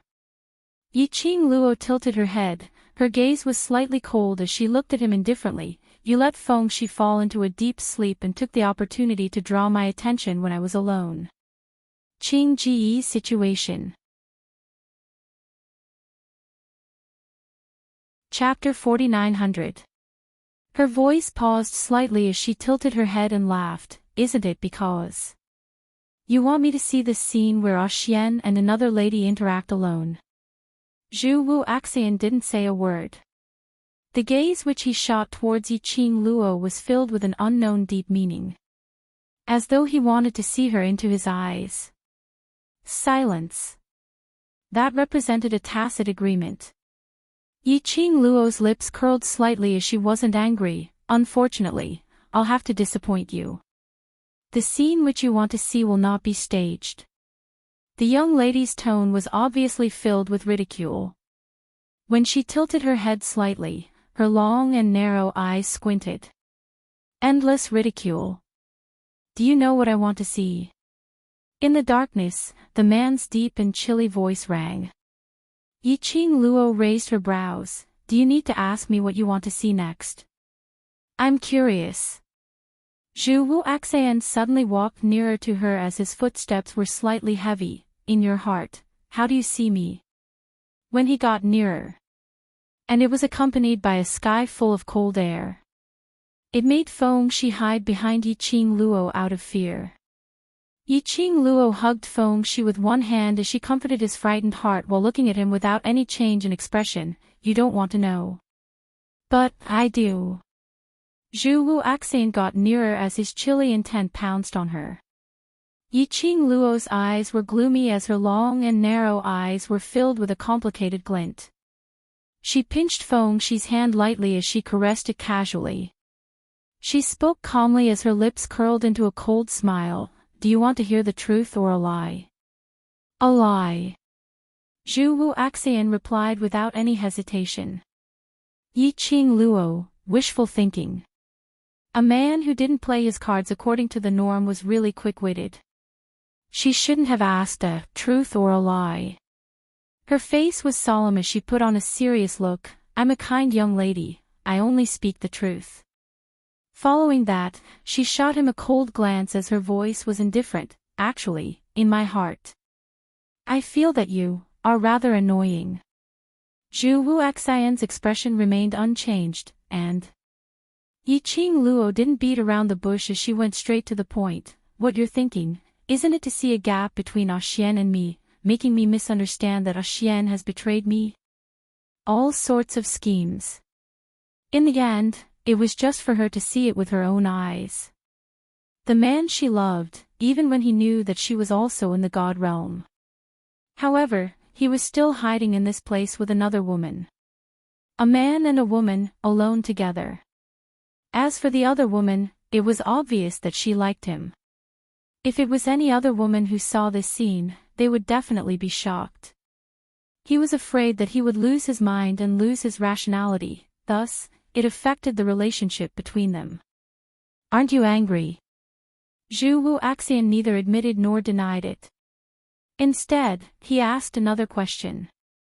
Yiqing Luo replied calmly, I'm angry.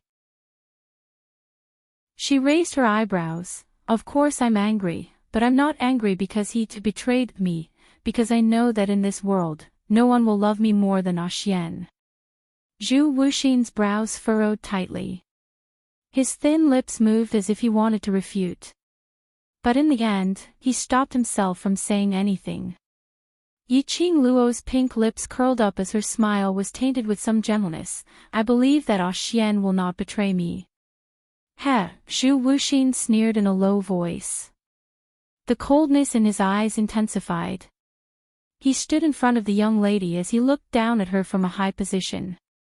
In the darkness, the outline of his grave and stern face was faintly discernible. That pair of serene eyes suddenly revealed an icy glint. I indeed know that he's here. Zhu Wuxian's voice sounded abnormally deep. Chapter 4901. I indeed want you to see with your own eyes how the person you love is surrounded by other women when you're not around. As for him, he would rather be with another woman than come and see you. Even when you were forcefully betrothed to that Feng Changqing by the acting god emperor, he didn't appear. Zhu Wuxian's words entered her ears clearly. Like a huge bell, it struck Yiqing Luo's ears. His thin lips curled into a sneer. If he really cared about you and valued you, he wouldn't have let you face that kind of situation alone. He should stand out and admit that he is the one you want to marry. Zhu Wuxian snorted, but he didn't. The one who stood out is me, the one who is willing to take responsibility for you is also me. He doesn't have the intention to spend the rest of his life with you, and he had never thought of appearing in front of your loved ones. Yiqing Luo, wake up, he doesn't love you at all. The more Zhu Wuxian spoke, the heavier his tone became. It almost pressured the air in the entire room, making one unable to breathe. Feng Shi's little hand clutched Yiqing Luo tightly, as her little body trembled slightly. Yiqing Luo frowned as she kept her in her arms, standing up slightly, blocking the man's icy cold aura.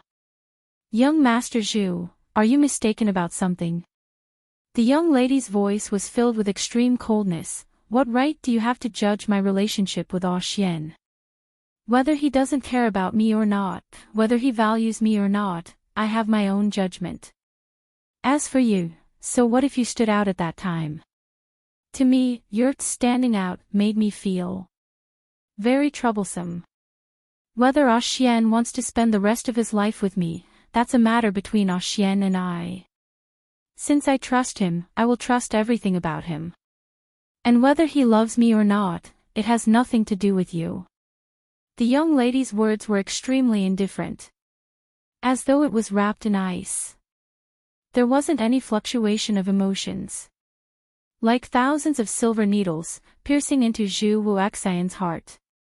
In his mind, every single word of the young lady's harsh words reverberated. I only like you, that's all. Why? Zhu Wuxian's gaze was heavy as he looked at the young girl's face. Bit by bit, he shifted his gaze to the way she was holding Feng Shi in her arms, looking absolutely protective.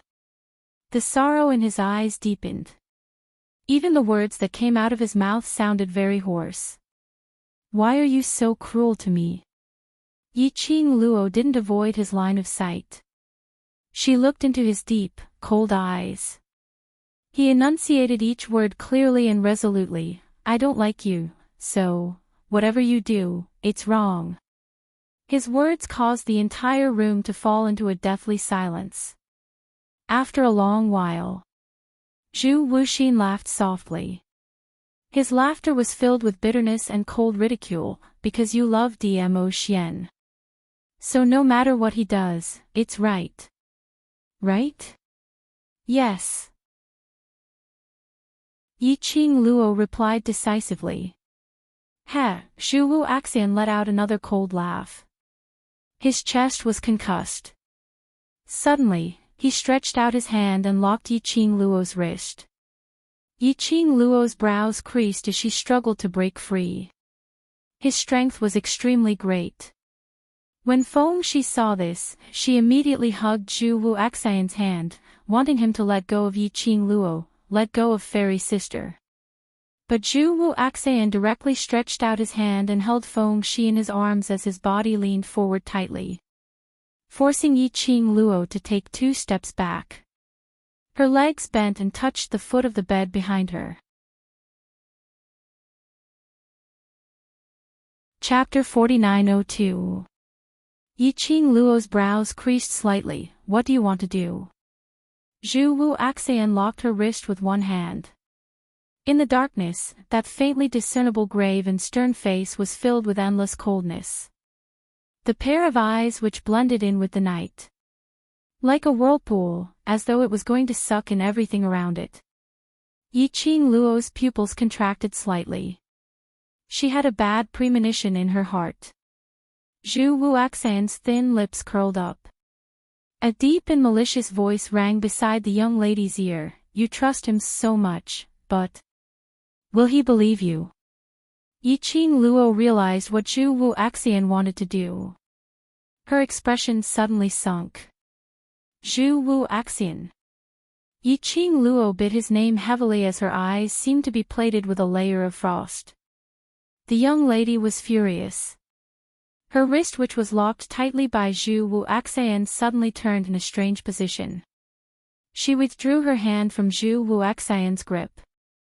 Immediately after, Yiqing Luo stretched out her arm towards Zhu Wuxian, trying to snatch Feng Shi away from his arms. But the moment she stretched out her hand, it was as though the man had seen through her actions. Yiqing Luo had just stretched out her hand. But it was intercepted by Zhu Wu Xian halfway. Her fair hand was once again held by the man's broad palm. But this scene seemed as though Yiqing Luo had taken the initiative to send herself into the man's hand. And right at this moment, a bam sound was heard. The tightly shut room door was suddenly pushed open.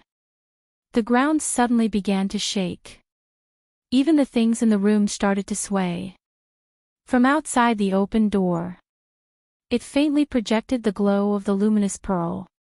In the room, the two people whose murderous intent was soaring were stunned for a moment by this sudden change.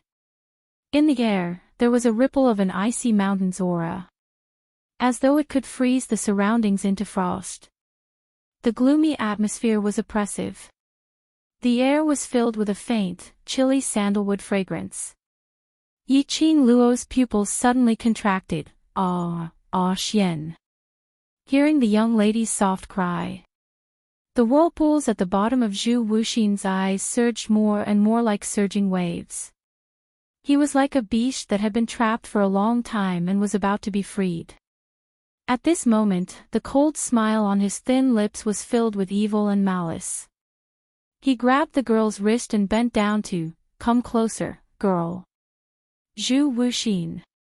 The refreshing fragrance of plums assaulted his nostrils. Yiqing Luo recovered from the earlier shock. She pushed Zhu Wuxin's hand away with her other hand, her fingertips moving slightly. A fiery red fan appeared between her slender, white fingers. A sharp blade came out from the handle of the fan and pierced into the man's chest. The fresh blood was not conspicuous among the red clothes. Zhu Wuxin snorted. He lowered his eyes and looked at his chest. The sharp blade stung his eyes. He chuckled softly, and the emotions in his eyes surged even more intensely. It was tight and firm, completely ignoring the sharp blade in his chest. He wrapped an arm around the girl's shoulder. He moved closer to the girl. The sharp blade pierced deeper into his chest. But he didn't care. Yiqing Luo's long and narrow eyelashes trembled slightly. Very quickly, her eyes were left with a piece of ice which was like a 1,000-year-old snow mountain, cold to the bone. The moment the man's arm wrapped around her, with a backhand, she locked onto his arm. It was tight and her body was pushed out of his arm's range. She had just moved. A hand was placed on her waist. The force was extremely strong. The overbearing aura invaded her senses. Bam! A heavy object landed on the ground, reverberating through the house. Chapter 4903. That red robe fell heavily onto the ground. For a long time, she didn't get up. But no one was paying attention to that side. When the strength around his waist and the scent of sandalwood lingered around his body, he felt a chill run down his spine. In Yiqing Luo's eyes, all that was left was the face that was so close to her, like a god, noble and elegant. Ah Xian. Yiqing Luo called out softly. The man's eyes were as deep as ink, reflecting the young girl's charming and beautiful face. The moment their eyes met, it was as though there were only the two of them left in the world. Until, Overlord, you. A lady's gentle voice was heard from the side, breaking the tenderness in the room. Yiqing Luo looked sideways towards the open door. She saw a lady dressed in white walking over. The chilly wind blew over. The lady's skirt was rolled up, like a blooming white lotus, pure and noble. It was that woman called Qing Gu. The scene was a little unbelievable. Nestled in Dmo Xian's arms, Yiqing Luo was still in the mood to imagine a drama in her mind. Was this considered husband and cheating partner, caught on the spot? Her and Chu Wu Xian this cheating partner. It seemed. Their relationship was a little complicated. Above her head, Dmo Xian's hoarse voice floated down. What are you thinking about? He didn't even look at Qing Guo from the corner of his eyes. His gaze was focused on Yiqing Luo. And he could clearly see the various weird expressions on the young lady's face. Just a glance.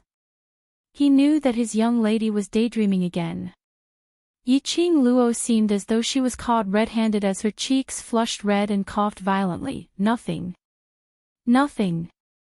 Dmo Xian scoffed lightly as his slender fingers pinched her face. Don't let your imagination run wild. Then have you ever let your imagination run wild? Yiqing Luo's narrow eyes curved as her eyes were filled with craftiness and ridicule. There was no ill feeling between the two of them. It made the man in red who was lying on the ground stand up shakily. Blood was gushing out from his chest. The corners of her lips were also bright red. But he was still smiling. The curve of his thin lips was clear and cold. That smile was startling to see. The scene in front of him was so warm that it could not contain anyone. It was as if it was mocking him, everything he had done.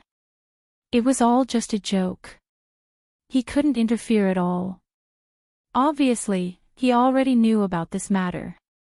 But his heart would still hurt. Zhu Wuxin lowered his gaze and stared at the spot on his chest where blood was seeping out. The feeling of the blade stabbing into his chest still lingered in his body. But the pain here. It was not even half a beat away from the heart. Perhaps it was because his gaze was too deep. The man who was looking at the girl with deep affection suddenly raised his head. He glanced at Zhu Wuxian indifferently, carelessly, disdainfully and respectfully. His beautiful thin lips curled into a mocking smile. Then, his hand slid down the girl's face and held her wrist. His fingers with distinct joints moved slightly. The blood-stained feather fan in the girl's hand fell into the man's hand. It's dirty. Let me clean it for you. The man's voice wasn't very soft. In the quiet and spacious room, it was extremely clear to the ears. It could even echo. It was like he intentionally said it for someone to hear. That glower flame fan which was stained with Zhu Wuxian's blood was kept by Dmo Xian. Zhu Wuxian.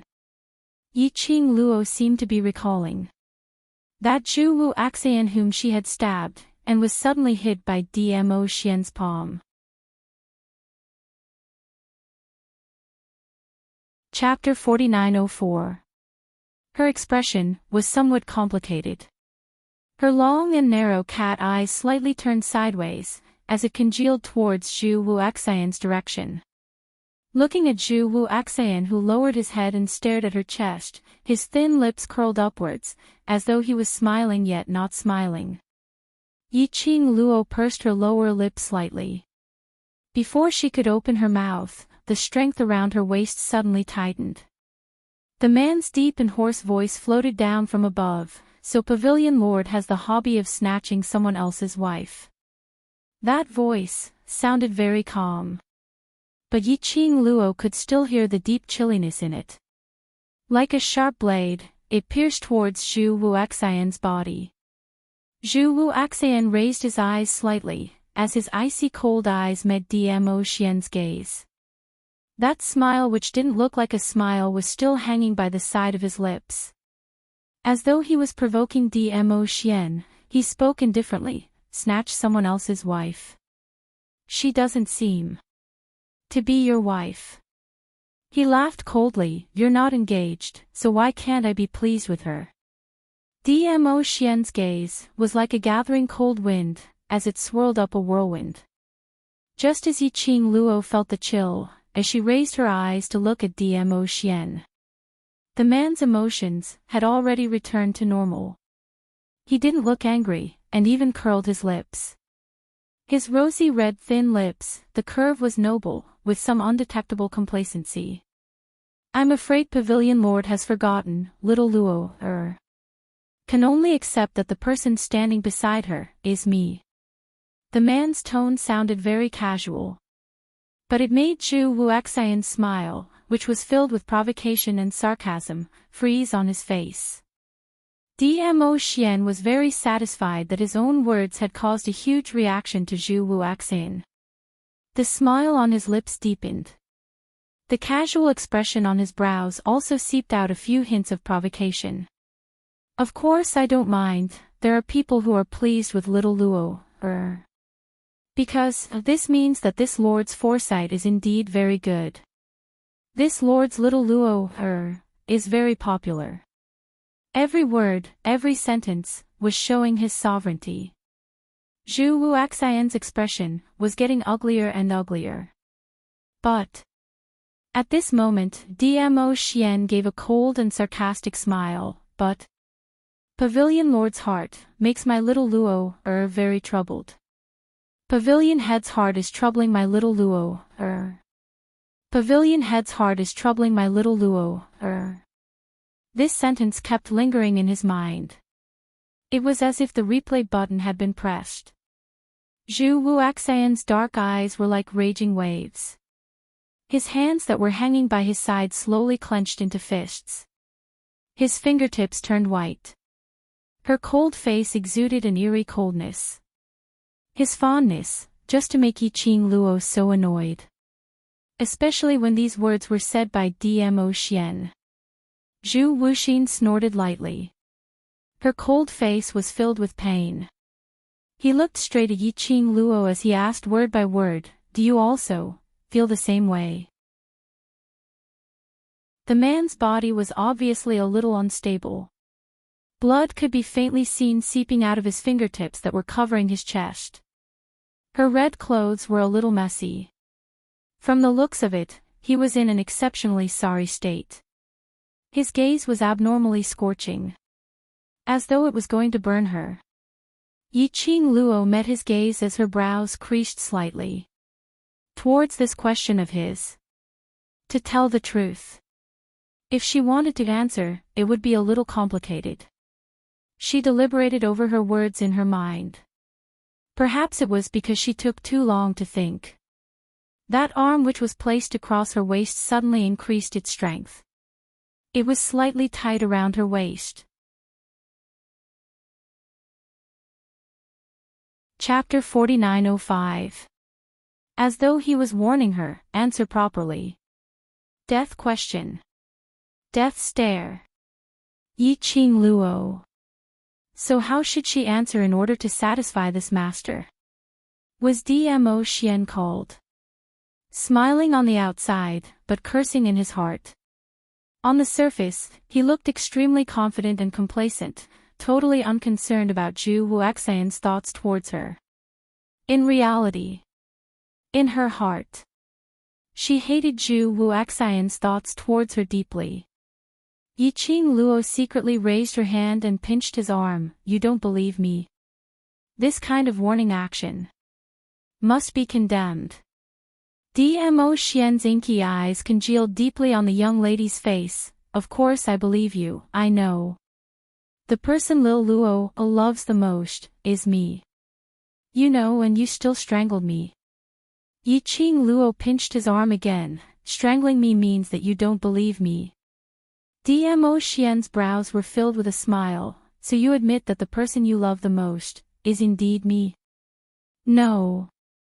Yiqing Luo replied decisively. "The person I love the most is myself. The person I love the most is you, that's enough." Dmo Xian lowered his head slightly, as his chin rested on the young lady's shoulder. Yiqing Luo's little hand pinched the back of his hand from time to time. The man's joints were clearly defined, his fair jade-like fingers felt extremely good to touch. She let out a light snort. The man suddenly held her little hand, as his deep magnetic voice was mellow like fine wine. "I'm because I care about you, so I'm not confident in myself. My fault. Don't be angry, The last at the end of the tone was raised, low and lazy. Like a little hook, it tugged at Yiqing Luo's heartstrings bit by bit. Bam! In front, a sound of a heavy object colliding was heard. It dispersed the warmth in the room. Yiqing Luo's vision had just turned over. She saw the figure who had knocked against the door, but was still swaying, as he turned around to leave. That figure gave off a lonely and bitter feeling as if he was fleeing for his life. Yiqing Luo's pink lips moved, as she wanted to call out to Zhu Wuaxian. But the words that were about to come out, she swallowed it back. What was the use of calling him? For people like Zhu Wuaxian, to a person who was so paranoid that he was speechless. Since he couldn't give any response. Or use indifference to reject. She could see that too. Those actions and words that Dmo Xian had said earlier, were all completely different. It was all to make Zhu Wuaxian give up. However, looking at Zhu Wuxian's swaying figure, which looked like it would fall at any moment even when he walked, and the blood dripping on the ground, Yiqing Luo's pink lips pursed even tighter. More or less, he couldn't bear to do it. Before he could speak. Beside his ears, the man's faint voice floated down, "Xiao Zhou, follow him, don't let him die." A ball of white light suddenly shot toward Zhu Wuxian. The strong wind caused the tottering figure to lose its balance and fall to the ground. The huge nine-tailed fox swept its tail and hooked the man who was about to come into intimate contact with the ground. Then, in the blink of an eye, he disappeared from the underground palace of the Dark Palace. Ah Xian. Yiqing Luo stretched out her hand and hooked his neck, rubbing her head against his face. "Thank you. Because of Zhu Wuaxian, you're thanking me." The man's obsidian eyes sunk slightly, as his tone sunk. Yiqing Luo shook her head, as her pink lips held a bright smile. "I want to thank you. For loving me so much." She tiptoed and hooked the man's neck. Chapter 4906. She knew. The reason why Dmo Xian asked Little Nine to take care of Zhu Wuaxian. To her, Zhu Wuaxian's obsession and stubbornness made her troubled and she could only face it coldly. But, towards Zhu Wuaxian, she didn't hate him. After all, every love deserved to be respected. Even if she didn't like Zhu Wuaxian. But not because of Zhu Wuaxian's feelings for her. And disregarding all the things that Zhu Wuaxian had done for her. After all, he had saved her several times. If she were to watch him, leave with an injury and not care about anything. Wasn't that too cold? In her heart, Zhu Wuaxian was actually considered as a friend. If he didn't have that obsession towards her. Perhaps they were already friends. But, even if she was worried about him, she couldn't let her own battle pet take care of Zhu Wuaxian and send him out of the Palace of Darkness base. If she made a move, she would definitely give Zhu Wuaxian hope. Then all the coldness that she had done previously would be wasted. Dmo Xian apparently thought of this point. This man, he had always put his life on the line to think for her. Overlord, who is she? A sharp voice broke the warmth between the both of them. Dressed in a fluttering white robe, the woman with a delicate and elegant face strode towards them. Yiqing Luo's heels landed on the ground as she glanced sideways at Qing Gu, who looked as though she was trying to kill her way over as her pink lips curled upwards. Zhu Wuaxian had left. Now another Qing Gu had come. She and her Xian hadn't met each other for a long time. She didn't even have the chance to be alone with him. Furthermore, her Xian was hers. This lady, on what basis did she have to question her identity in this manner? Just as Qing Gu walked over, Yiqing Luo had already stretched out her hand and pulled Dmo Xian behind her. Her petite and slender figure stood in front of Dmo Xian and also blocked Qing Ji's path. Her pink lips rose slightly as she tilted her head slightly and looked at her with a smile which didn't look like a smile. Miss Qing Gu has been looking for so long, don't you know, my identity? That smile was enchanting. like a dazzling mandala blossoming. Her long and narrow eyes curved into a smile. Qing Ji's eyes widened as she said in a dull tone, "I'm sorry, the martial monarch never mentioned to me that there's another woman beside him." As she spoke, her cherry lips curled up into an elegant and distant smile. It sounded as though he was explaining the reason why he didn't know Yi Qing Luo. But every word and sentence was hinting at, if the man didn't mention his other half, it meant that the man didn't care about her at all and didn't acknowledge her identity at all. The last few words were, "another woman." As though hinting at Yi Qing Luo. Even if she really had an intimate relationship with Dmo Xian, she was just one of them. Yi Qing Luo naturally understood the deep meaning behind the pigeon's words. Instead of getting angry, she smiled. Her eyes curved and she smiled. "Ah, Xian, you don't have to mention my identity to unimportant people." She lifted her eyes and looked at the man's handsome face.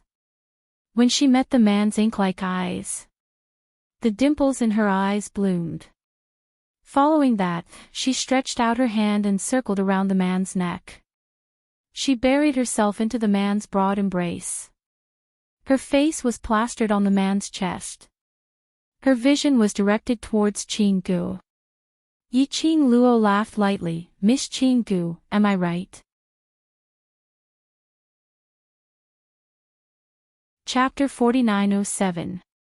The young lady's words were filled with provocation. That long and narrow eyes were also filled with provocation. How could Qing Gu not hear it and not understand it? And she could hear it and understand it. How could Dmo Xian not understand it? But Dmo Xian lowered his eyes and stared at the young lady in front of him, like a cat protecting its food, stretching out its sharp claws to block him. That bright and flamboyant, absolutely stunning face. It was deeply reflected in his eyes. The young lady's actions had deeply pleased Dmo Xian. The man's eyes were filled with tenderness and tenderness. His entire person seemed much gentler. Qing Ji's line of sight was fixed on Dmo Xian. Looking at the man's obvious joyful expression. Suddenly, she felt a dull pain in her heart. She could tell how much the overlord valued the young lady in his arms. That pampering and gentle look. This was the first time she saw such an expression on the overlord. No, more accurately, as long as the overlord's line of sight fell on the young lady, his entire person was soft. But the moment his line of sight shifted, he would become the overlord of the past, all of his transformations. Just because of that young lady named Yi Qing Luo. Her heart was extremely unwilling. So jealous that she wanted to explode. "I'm sorry, I don't really like my man being stared at by other women for too long." That young lady in red flame moved her body, blocking Qing Ji's line of sight. After Yi Qing Luo stood still, her pink lips rose slightly, her enchanting face revealed a hint of cold provocation. "I'm different from Xian, I am." Her lips curled up, smiling coldly. "I am too possessive, I can't allow anyone to taint my man." She paused, her gaze turned sharp. Her half-squinted eyes reflected a cold glint, as she stared coldly at Qing Gu. Word by word, she spat out the last half of the sentence, including, "in my heart, tainting." The young lady's overbearing and arrogant attitude. Extremely flamboyant. It was a declaration of its sovereignty. Qing Ji's exquisite and beautiful face twisted slightly. But very quickly, it returned to normal.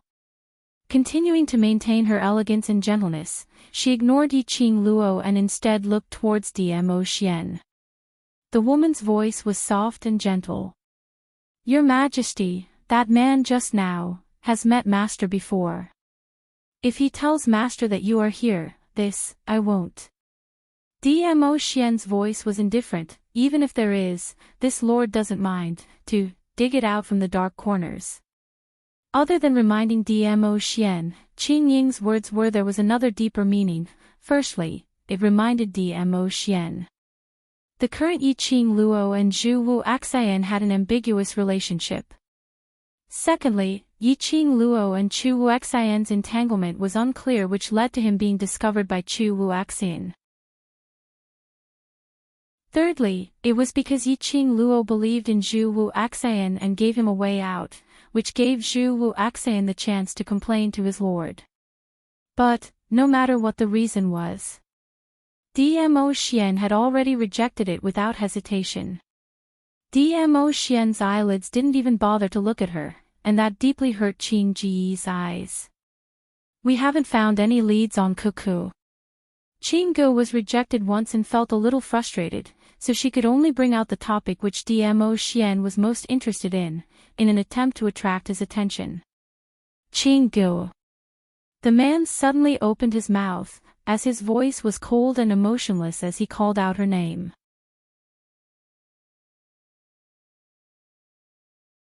Chapter 4908. Qing Ji's eyes lit up as she looked at Dmo Xian shyly and joyfully. Overlord. You can go back now. The man's next sentence sent Qing Gu straight to hell from heaven. Qing Ji's face turned slightly pale as her voice quivered. Overlord, we don't have much time. I want to spend some time alone with Lil Luo. The man's indifferent voice cut off Qing Ji's words. He wrapped his arm around the young lady's slender waist as he looked down at the person in his arms. At this moment, even his voice had turned gentle. I miss her. I miss her. These three words were like a hammer, pounding heavily on Qing Ji's heart.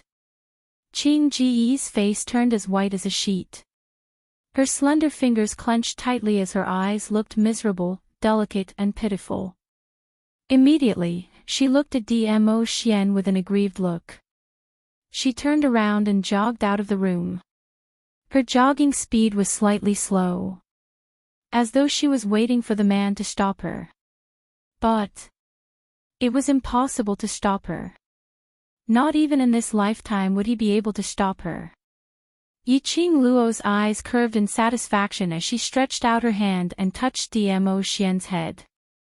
Her slender, fair fingers caressed his silky, black hair. Then she released his hair in satisfaction as her fingertips moved downwards and hooked his chin. Be good, I'll reward you. Following the young lady's words, her fingers that were holding the man's chin suddenly exerted force. Her eyebrows were tinged with a hint of a joyful smile. If it was any other time, based on Dmo Xian's character, he would definitely scold Qing Gu to leave. And he wouldn't explain anything. Things like, I want to spend some time alone with Lil Luo, I miss her, and so on. These were all purposely said for Qing Gu to hear. This kind of self-conscious action to cut off any thoughts of the opposite sex. It was simply too heartwarming. Especially women who were totally irresistible. In front of the opposite sex who had improper thoughts. Proactively showing affection. Using his actions to prove that he was a married man. Conscious enough. No wonder he was her family's Xian. The light bulb had run away. What the hell? The entire room was left with Yi Qing Luo and Dmo Xian. Anne. A little dumpling who was sitting on the ground, staring at Dmo Xian in a daze. When he saw the two of them hugging each other and asking for a reward, Xiao Tuanzi had a feeling that her fairy was about to be snatched away. In the process of the young lady rewarding Dmo Xian, he suddenly pounced onto Yi Qing Luo's legs. His small body forcefully squeezed between the two of them. She had a small face carved out of jade, with distinct black and white, round and lively big eyes. She was very cute. Dmo Xian lowered his head and looked at the little dumpling who was pushing him with all her might. A few rays of light flashed across his obsidian-like eyes. He bent down and picked up the little dumpling. Xiao Tuanzi was so frightened that she immediately grabbed hold of Dmo Xian's collar. His shimmering purple robe was messed up by the scratches. He was not angry. He just used his hand to pinch Xiao Tuanzi's face. His brows rose as he looked at Yi Qing Luo. When did you give birth to such a big child behind my back? Yi Qing Luo, have a child. What do you mean by giving birth? How long had they been apart? Just a few months. I'm just teasing you. Seeing the young lady staring at him in shock, Dmo Xian couldn't help but let out a light laugh. Chapter 4909. With his other hand, he pulled her into his embrace. Your little cousin looks a lot like you. Feng Shi and Feng Liqiong looked very similar. Feng Liqiong and Feng Gu looked very similar. Naturally, Feng Shi and Yi Qing Luo looked very similar. If it wasn't for the fact that Feng Shi and Yi Qing Luo's age didn't match up, they really had the feeling of mother and son. Especially, just now, the moment they pushed the door open. Chu Wu Axian held Feng Shi in one arm as his eyes met Yi Qing Luo's. Just for a moment.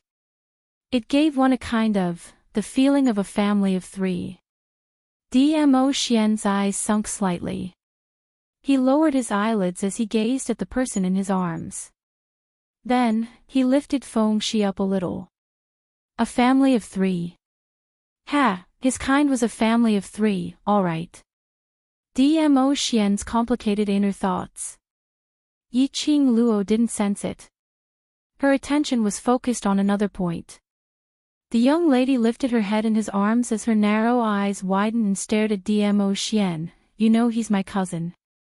You really knew that I'm in the Feng family in the God realm, right? Dmo Xian remained silent for a moment as he spat out a word. You're in the God realm and you know where I am. Why didn't you look for me?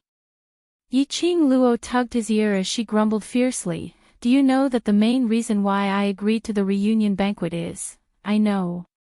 The man's large palm held the young lady's fair hand. A low and gentle voice interrupted Yi Qing Luo's words. I know, you want to use the reunion banquet to tell me where you are. Yi Qing Luo struggled against his hand as she snorted. Since you know, why didn't you come?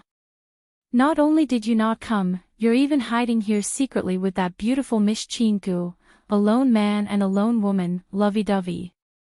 Tell me the truth. Are you up to something behind my back? The young lady's fair fingers poked his chest fiercely. Dmo Xian's unique daintiness was displayed. In front of outsiders, the young girl was ostentatious and bright, but in front of him, she was like a cunning cat, smart and cute. This made Dmo Xian's eyes to be filled with a faint smile. His beautiful thin lips were frivolous, and his low and mellow voice entered her ears leisurely. Because I know that you are safe in the Feng family. Safe my ass. That little uncle of mine has set his sights on me. Yi Qing Luo didn't believe that he didn't know what had happened between her and Feng Liqiong when she was in the Feng family. Because my little Luo, is very smart. The man caught her little hand that was poking around. Most importantly, I believe that little uncle of yours won't really bear to hurt you. Yi Qing Luo's brows rose. How much do you know? Dmo Xian smiled without saying a word. As soon as he put on this pose, he did not intend to answer her question. Yi Qing Luo couldn't be bothered to probe further. Her little hand hooked his finger and played with it. You're indeed the overlord. Even if you're holed up in this place, you're still very clear about foreign trade matters. No. The man laughed softly. His voice was magnetic and pleasant to the ear. Anything related to you is the most important thing to me. A passionate confession. It made Yi Qing Luo's cheeks blush slightly. How could he break the rules like this? She didn't have time to ask for any information. She lost her ability to think after being teased by Dmo Xian. A handsome man was simply toxic.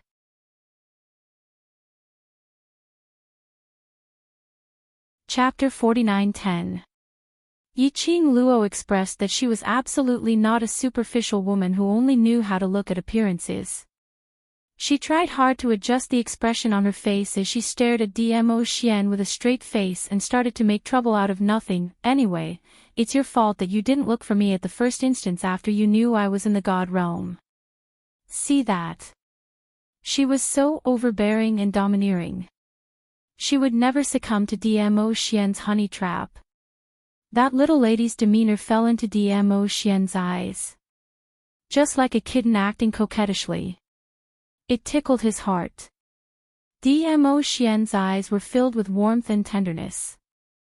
His mellow voice was extremely pampering. Yes, it's my fault, there won't be a next time. Yiqing Luo, no way. This guy was too good at flirting. Her man was too handsome. What should she do when she was charmed by his honey trap every day? The reason why I'm here actually has something to do with you. Dmo Xian carried Feng Shi and placed her on the bed. Then he held Yiqing Luo and walked towards the outer hole. Yiqing Luo pushed away the hand around her waist. Cici will be afraid to stay here alone. Afraid? Dmo Xian narrowed his eyes and stared at Feng Shi. Will a man be afraid? Feng Shi's little head shrank. She felt that his gaze was a little cold. Just as she was about to stretch out her hands to Yiqing Luo, she heard the second half of the man's sentence. A man. He was a man. How could he not be a man in front of his fairy sister? Immediately, he changed his words. No, I'm not afraid. Cici. Yiqing Luo swatted away Dmo Xian's hand and walked to the bed, bending over to touch his head. Don't listen to his nonsense, I'm here to accompany you. Cici is really not afraid. Feng Shi's little face was firm. Cici is a man, I'm not afraid to sleep alone. Saying that, the little girl obediently pulled the quilt over, lay down, covered herself and closed her eyes. Her obedient look was very cute. All right. Behind her, the man's long arms scooped the young girl into his arms. We'll be in the outer hall, we'll be able to hear anything. Dmo Xian did not allow for any explanation as he brought the young lady to the outer hall. Without Feng Shi, the third wheel, the atmosphere between the two of them was much more intimate. Yiqing Luo sat on the mahogany chair as she grabbed the man's finger and played with it. Earlier you said, the reason why you're in the Palace of Seclusion, is because of me. What do you mean by that? The man's ink-like eyes reflected the girl's enchanting face after the disguise. That pair of familiar charming eyes seemed to be able to reflect into his heart. His eyes were filled with love. Wenxing replied, the power of the Palace of Gloomy Darkness is too complicated. If we want to eradicate it, we have to find the mastermind. But, the mastermind is too cunning. It won't be easy to catch him. That's why I've always been thinking about why the person behind the scenes of Tenebrous Palace established such a force like Tenebrous Palace. What's their purpose? You seem to be the target of the Palace of Darkness. So, I'm guessing that if we find out, what exactly does the Palace of Darkness need you to achieve the goal of the Palace of Darkness, we can solve the root of the problem. Yiqing Luo went into deep thoughts when she heard the man's words. She had always been curious about the person behind the scenes of the Palace of Darkness. Even Xian, if he wanted to get rid of the other party. Just what kind of existence was that person? Perhaps, the only way was to find out clearly the motive of the Palace of Darkness. Then there would be a chance to find out the mastermind behind the Palace of Darkness.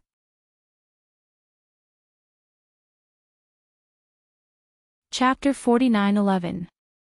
Yiqing Luo regained her senses from her deep thoughts as she glanced sideways at Dmo Xian.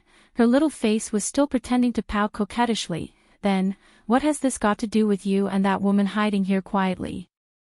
Dmo Xian laughed lightly. Initially, when I wanted to send the azure aqua threads back to you, I received news from the Imperial Palace that I've been investigating.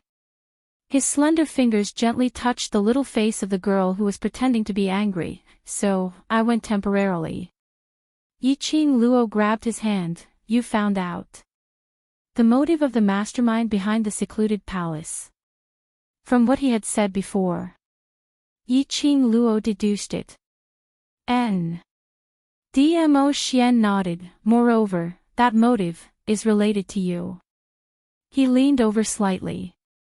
His deep inky pupils were fixated on Yi Qing Luo without blinking. His eyes were very solemn. Under the night sky, it shone with a cold light. The people behind the gloomy palace are looking for a place. It said that as long as we find that place, we'll be able to obtain the treasures within. Yi Qing Luo. Why did this rumor sound so fake?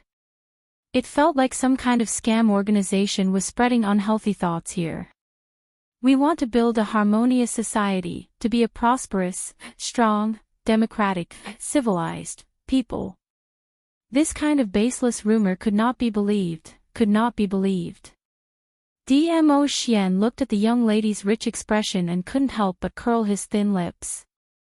He continued, there's still the second half. Yi Qing Luo tried to probe, the one who gets the treasure, gets the world. Dmo Xian didn't expect Yi Qing Luo to know about it. He remained silent for a moment and nodded. Yi Qing Luo. He, the world I'm talking about here doesn't just refer to the God realm. Dmo Xian pondered for a moment as his eyes darkened. If we were to let all the big realms in this world merge back together, the world will definitely be in chaos. Do you believe that there's such a treasure? Yi Qing Luo suddenly asked. Dmo Xian replied without any hesitation, I don't believe you. I don't believe it either. Yi Qing Luo lowered her eyes. There are at least 20 to 30 realms in the world, if not 10. Even if you have the ability, you don't have the life to control it. Everything in the world had a balanced law of survival. If all the realms were to be united, how should the people of the major universes, big or small, with different abilities, levels, habits, and priorities, be controlled? Eventually, there would be chaos. But the mastermind behind the Nether Palace believed it. Dmo Xian's eyes deepened. Moreover, this treasure indeed exists. Exist? Yi Qing Luo's brows rose. You set up this base in the Palace of Secluded Darkness, just to investigate the location of that treasure.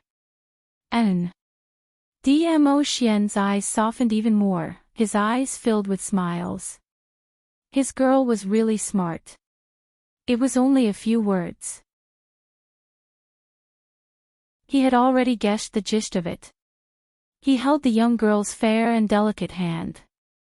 Even if this treasure can't take over the entire world, it shouldn't be a problem to take over the entire God realm. Once the mastermind behind the Palace of Gloomy Darkness takes over the God realm, it won't be long before the destruction of the other realms. Yi Qing Luo's vision had not been focused at all as it was fixated on their hands which were interlocked. Looking at the intertwined fingers of the two of them, she muttered to herself for some time. When she opened her mouth again, the expression on her face had already changed into a solemn and serious one. The place which the mastermind is looking for, don't tell me, has something to do with me.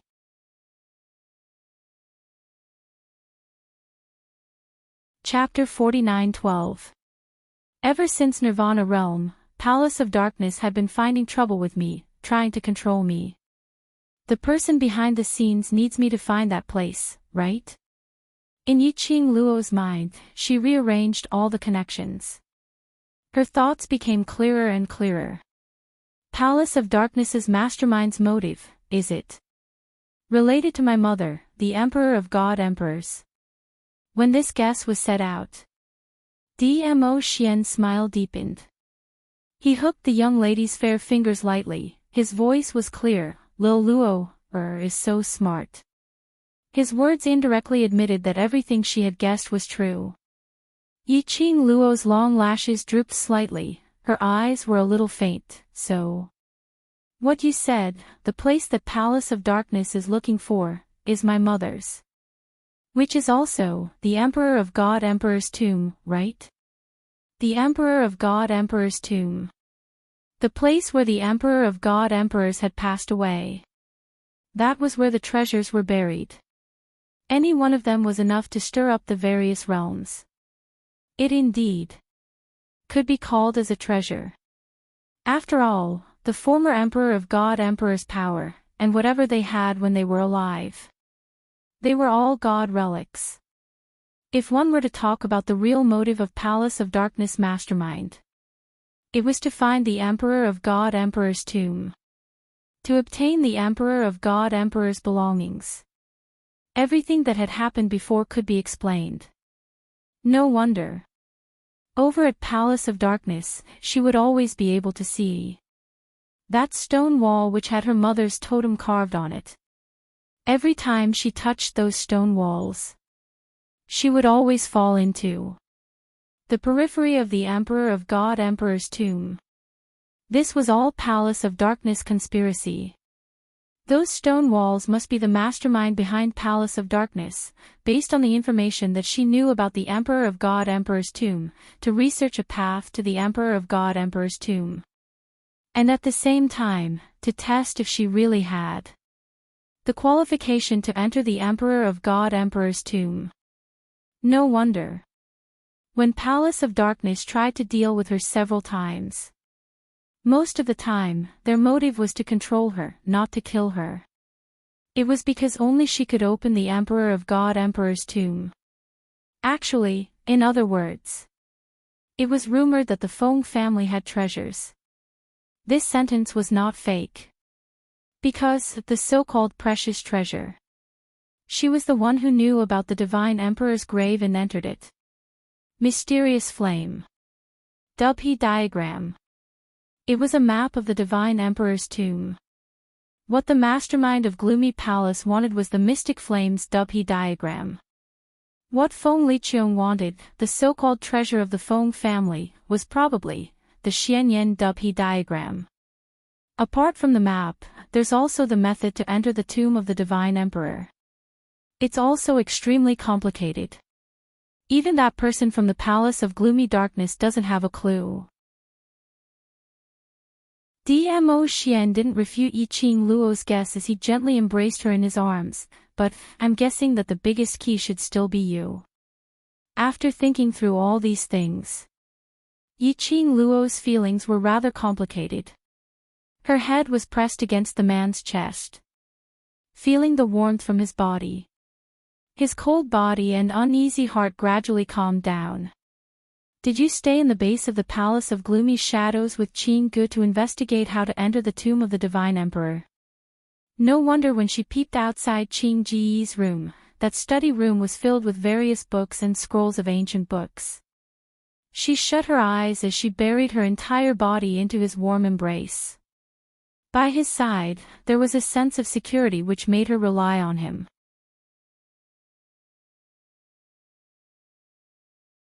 Chapter 49:13. For the Palace of Darkness to kidnap Cece at this juncture, is it because the mastermind behind the Palace of Darkness has found a way to enter the Divine Emperor's tomb? Other than me, there's also Cece. Can she replace me to enter the Divine Emperor's tomb? Dmo Xian gently stroked her hair with his fingertips. Feng Shi is a descendant of the Feng family. Whether she has the qualification to enter the Divine Emperor's tomb, or whether she has any secrets about the Divine Emperor's tomb, the people behind the scenes of the Dark Nether Palace are not sure. I think the mastermind behind the Palace of Darkness is just trying.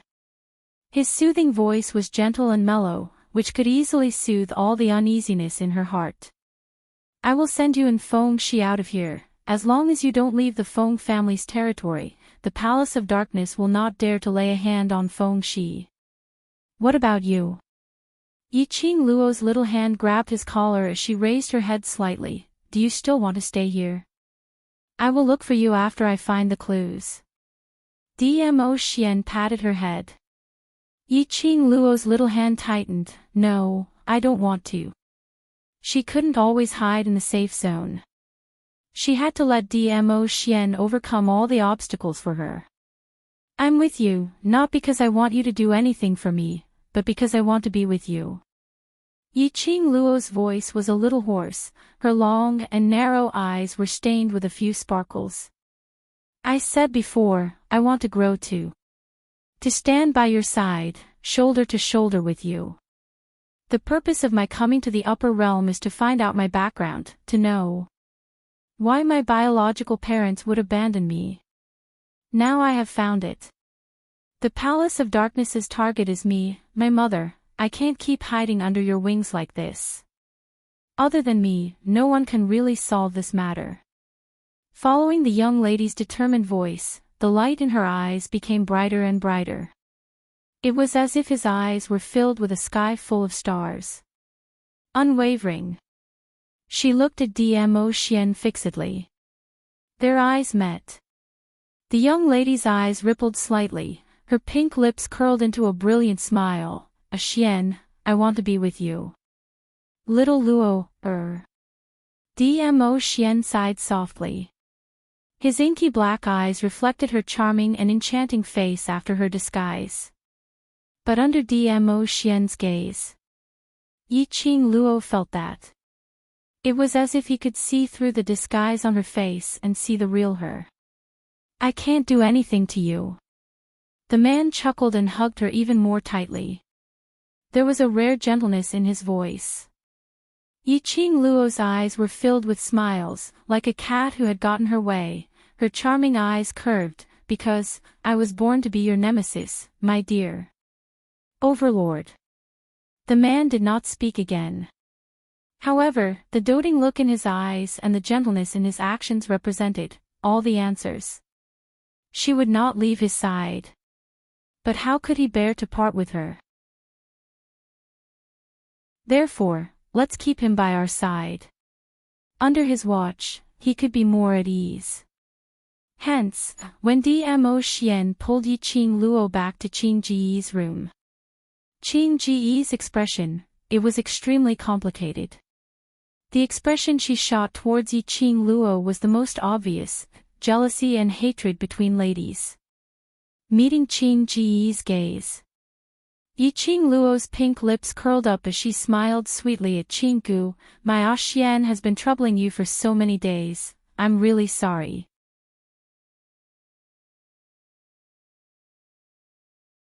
Chapter 49:14. Qing Ji's expression darkened slightly. She didn't respond to Yiqing Luo but turned her gaze towards Dmo Xian. Overlord, are you planning to leave? Qing Ji's tone was carefully probing. She was afraid that Dmo Xian would really follow Yiqing Luo, intending to leave the secluded palace. She had yet to attract Dmo Xian's attention. He hadn't gotten the respected Di Zun yet. She had allowed another woman to take him away from her hands just like that. Wouldn't she lose all her face? If this matter were to spread, where was her charm as a pure pigeon? Thinking of this, the coldness in Qing Ji's eyes intensified. Not waiting for Dmo Xian's reply, he had already opened his mouth. We've finally found some clues. If you were to leave now, wouldn't it be a waste of effort? Yiqing Luo casually blocked in front of Dmo Xian as her lips curled into a smile. Miss Qing Gu, don't worry. Xian has no intention to leave the base now. Then, Qing Gu finally shifted her gaze towards Yiqing Luo. What did you mean by what you said earlier? Yiqing Luo's smile deepened. Her long and narrow eyes were like a rose in full bloom, enchanting elegance. What I said is right. Previously it was my Xian who had troubled you for several days. From today onwards, both of us will have to trouble you, Miss Qing Gu. As if she could not see Qing Ji's increasingly gloomy face, she continued to smile sweetly. I believe, Miss Qing Gu, you will not reject me, right? Qing Ji's face darkened and she clenched her fists. You want to stay here too? Well, a woman. Wherever Xian is, I will naturally be there. Yiqing Luo replied with a smile. You two aren't married yet, right? Qing Ji's breath caught in her throat. Looking at the intimate posture of the two, she clenched her fists so hard that her fingertips turned white. Yi Qing Luo tilted her head as she giggled, as long as I want to, I can even get married now. Qing Ji's gaze was filled with complex emotions as she looked deeply at Dmo Xian. As though he was anticipating Dmo Xian to say a rebuttal. However, the man didn't even glance at her from the corner of his eyes. His vision fell onto Yi Qing Luo's figure without blinking. As though in his eyes, other than Yi Qing Luo, he couldn't see anyone else. Qing Ji's breathing quickened. There were a few times when he wanted to open his mouth and tear apart the girl's provocative and bright smile that was filled with mockery. But in the end, she suppressed the impulse in her heart. Her delicate eyebrows were slightly furrowed. Her gentle and elegant face revealed her noble majesty. She pursed her lips and said in a deep voice, "Miss Feng, it's not that I don't want to take you in, but this is the territory of the Palace of Darkness after all." She purposely emphasized the word "take in" and smiled coldly. "The Overlord is staying here because I believe in your strength. Even if his lordship notices your existence, the Overlord can still leave the base of the Palace of Darkness quietly. But, Miss Feng, I don't think you can do it." Her judgmental gaze sized up Yi Qing Luo from head to toe. His eyes were filled with mockery and disdain. "Miss Feng, as Lord Dizun's woman, you should learn how to share Lord Dizun's burden. You shouldn't recklessly create trouble for Lord Dizun just because Lord Dizun loves you." Qing Ji's every word was belittling Yi Qing Luo. In Qing Ji's eyes, Yi Qing Luo was merely a cultivator with low ability.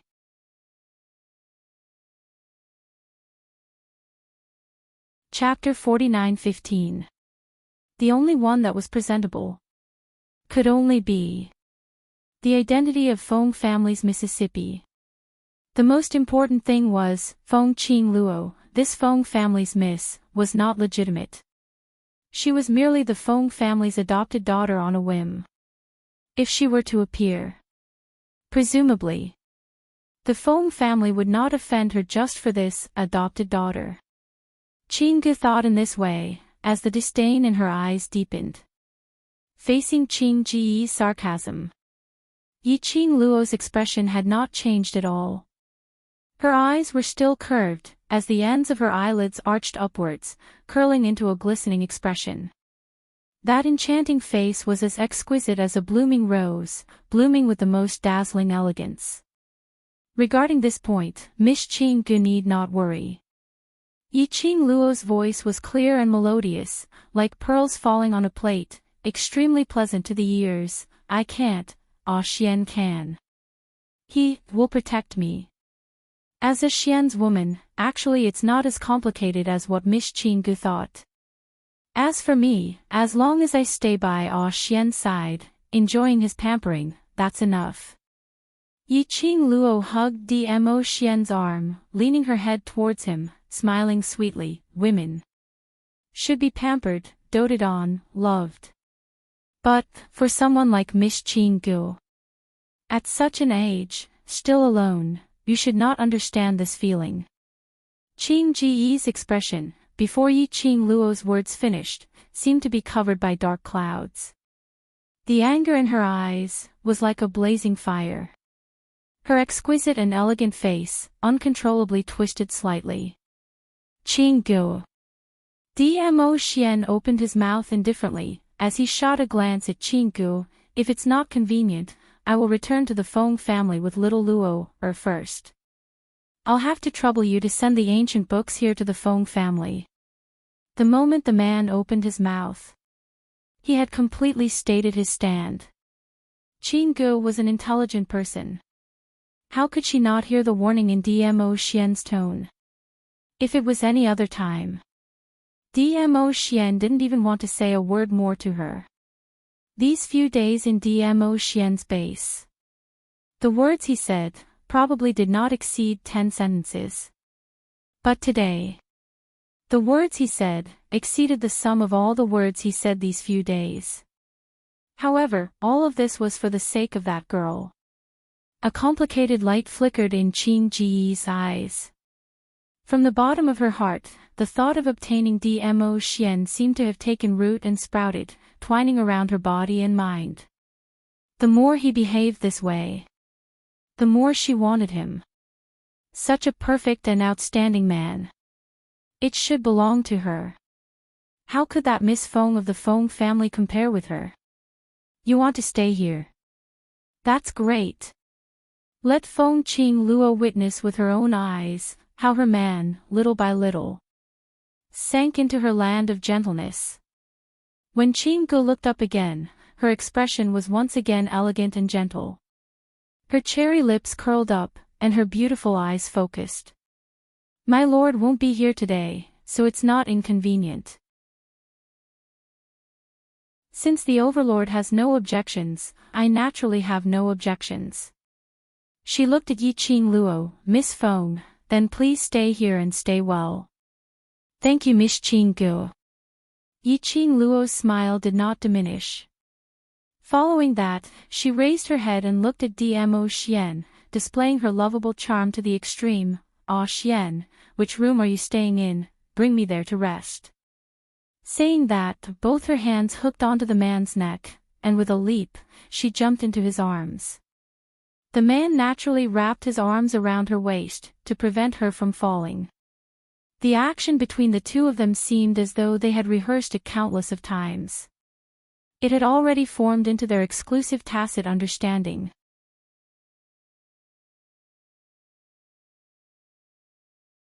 Chapter 49:16. This one action fell into Qing Ji's eyes. This made the jealousy in her heart burn even more, as her brows overflowed with uncontrollable jealousy and hatred.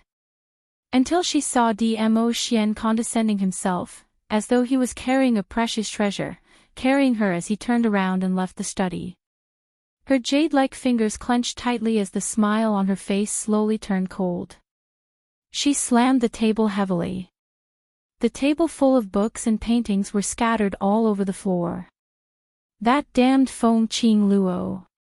She must have provoked her on purpose. Intentionally being so intimate with the overlord.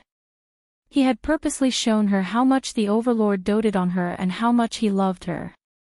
Trying to use this method to make her give up. Ha! Impossible. Princess. A black shadow suddenly appeared out of thin air and knelt down respectfully in front of Qing Gu. Do you need me to share princess's worries? No need. Qing Ji's eyes were gloomy, her elegant face revealed a trace of noble arrogance. It's just a man, there's no need for you to do anything. She raised her delicate eyebrows, slightly raised her chin and arrogantly said, the overlord is a prey that I have my eyes on. Towards prey. I prefer to tame them myself. You better hurry up and find out the secret of the Palace of Darkness as soon as possible. My lord is too sensitive, the longer time passes, the easier it is for your existence to be discovered. Qing Ji's eyes sunk like a deep pool, as deep as the sea. By then, there's a high possibility that I will be suspected by my lord. Yes. The black shadow's tone was solemn. After spitting out a word respectfully, the figure disappeared into thin air as soon as it appeared. The room fell into a dead silence once again.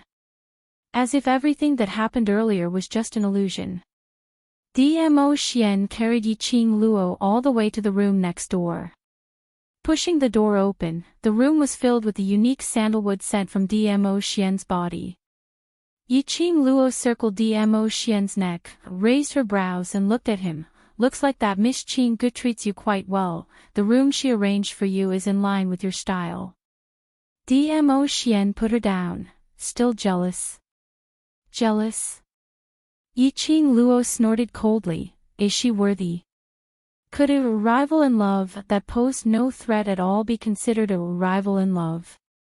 At most, she was just a diehard fan of Dmo Xian. You're not jealous. Why do you look so pale? Dmo Xian's slender jade-like fingers pinched her face as he gave a low chuckle. It's all right to admit that you're jealous. I like to see you being jealous because of me. He took the girl's hand and held it tightly. I like to see you, blocking my way, blocking other people's covetous eyes. I like to see you like a female warrior, declaring your sovereignty. I like seeing you care about me. The man's gentle and mellow voice was like fine wine, seeping into her eardrums and flowing into her heart. Yiqing Luo felt slightly tipsy. Her cheeks were flushed and her heart was beating rapidly. She felt as if she was floating on air. This man, she began to speak words of love. It was really a little hard to control. When did he become so good at flirting? The girl's eyes were filled with shyness. The man moved closer.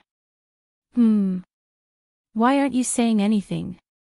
Yiqing Luo lowered her head and raised her hand to block that peerless handsome face that she couldn't control and pressed it back. Yes, I'm jealous, all right. Seventh Miss Who Likes Trash, Lord Overlord, please be gentler with your love. Seventh Miss Who Likes Trash, Lord Overlord, please be gentler with your love.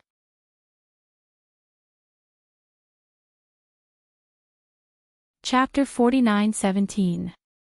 Her outstretched hand. She was held by the man's large palm. Beside her ear was his deep, husky, and mellow laughter. It made Yiqing Luo's heart itch. She pushed him away and jumped onto the bed. Leaning against the headboard, she hugged her knees and glared at him. In times of crisis, we need to build a harmonious socialism. Prosperity, democracy, literacy, harmony, freedom. Stop flirting with me. Socialist core values do not allow it. Dmo Xian. There was a faint melancholy that he didn't know where to start from. Yiqing Luo put on a serious face. That Qinggu, can you really trust her? Dmo Xian sat down beside her. There's no need to believe me, I just need her position in the Palace of Nethergloom to make it easier for me to move around. I think there's something about her that makes me feel very uncomfortable. Yiqing Luo shifted her body over and leaned on him. It's better to be careful. If your honey trap fails and she bites back, we'll be in deep trouble. Dmo Xian's thin lips curled up frivolously as he glanced sideways at her and pinched her little face. My little Luo is really getting more and more powerful. Yiqing Luo grabbed his hand. You've long sensed it. Yes. Dmo Xian held her little hand and pinched it in his palm. Her motive should be the same as the person behind the Nether Palace. We don't have to interfere. Sit on top of the mountain and watch the tigers fight. Yiqing Luo raised her brows as her pink lips curled into a teasing smile. Are we going to sit back and reap the benefits? Dmo Xian's fingers, which were pinching her little hand, paused as he looked at her solemnly. You can sit on the mountain and watch the tigers fight, but don't think of reaping the benefits of the fishermen. You don't have to care about the dispute between the two forces. Yiqing Luo didn't ask why as her long and narrow eyes narrowed slightly. Then, what about you? Dmo Xian froze for a moment and pulled her into his arms. Don't worry about me, I won't do things that I'm not sure of. That is to say, you will participate in their dispute. Yiqing Luo's head leaned against his chest, her voice didn't reveal much emotion. Dmo Xian's arms tightened, because I have no choice but to interfere. She could hear the hoarseness and nervousness in the man's voice. She reached out and circled his waist. She pressed her face against his chest. He listened to the heartbeat in his ears. She sighed softly and said, but do you think this is something that I cannot participate in just because I don't want to? Dmo Xian was silent. Yiqing Luo's little head arched slightly. Xian, if their motive is all for the God Emperor's tomb, then there's absolutely no lack of me. As my mother's daughter, this is my unavoidable fate. Xian, I know, you will definitely protect me, so I'm not worried at all. The man's low sigh floated down from above. The two of them hugged each other and did not speak again. The next day. Calculating the time, it should be morning. The base of the Palace of Darkness was still dark.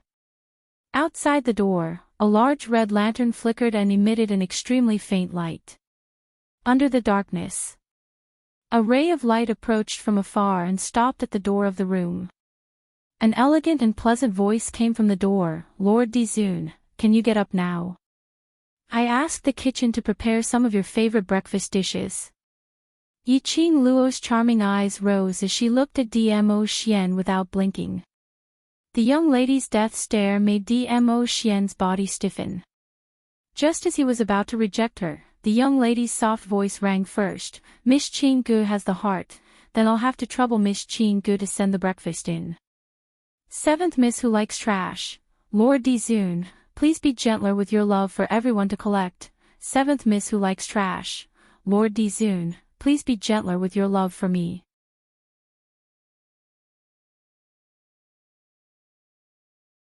Chapter 49:18.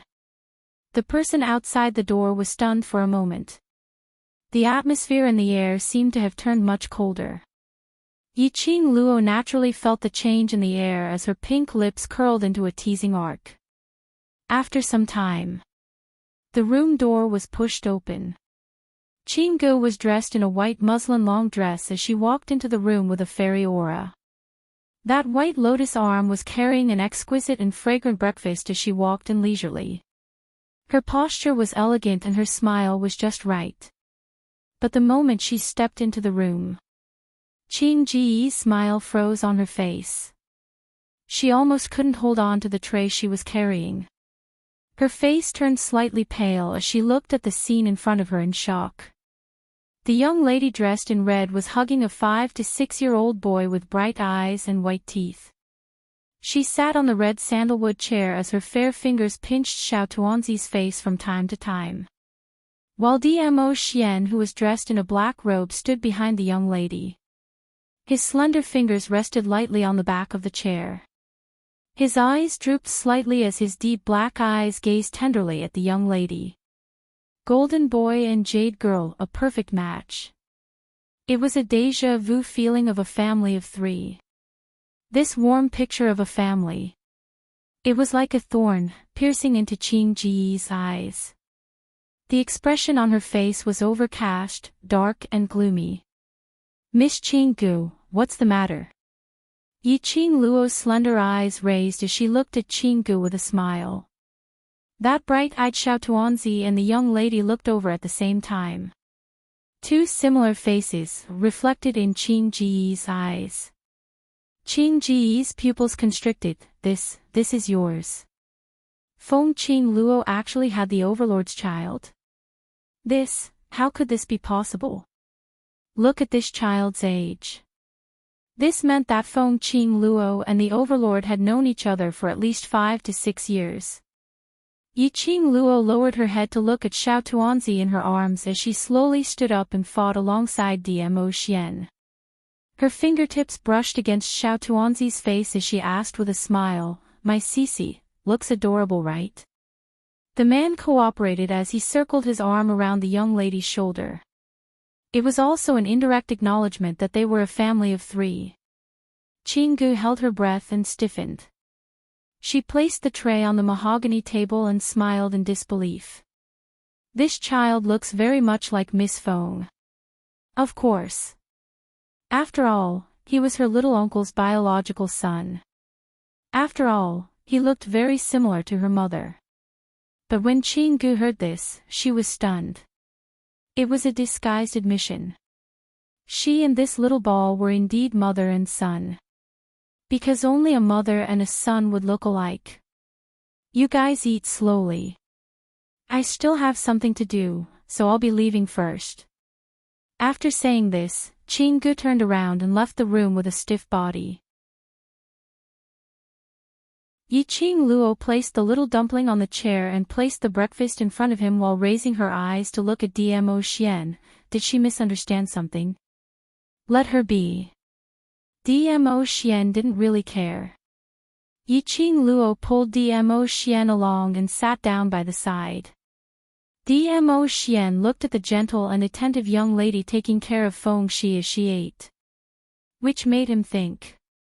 If in the future, Lil Luo also had a child that belonged to the two of them, Lil Luo would definitely be a very good mother. Child. End of this chapter. Trash 7th Young Miss, Overlord, please be gentle. Trash 7th Young Miss, Overlord, please be gentle.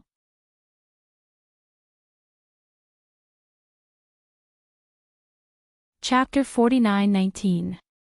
She stopped feeding and stared suspiciously at Dmo Xian from head to toe. Want a view? Free, view, whole, page, please, Baidu, search. The man raised his hand and held the young lady's slender wrist. His slender fingers easily picked up the breakfast in the young lady's hand. After that, he held the young lady's hand in his palm. When do you intend to marry me? He stared at her eyes and asked seriously word by word. Yi Qing Luo. So exciting early in the morning. Dmo Xian's eyes were clear, his peerlessly handsome face was like a god. I also want to have a child with you. His gaze slowly slid down to Yi Qing Luo's stomach. Yi Qing Luo. She had just woken up and started dreaming. Dmo Xian's long arms suddenly exerted force.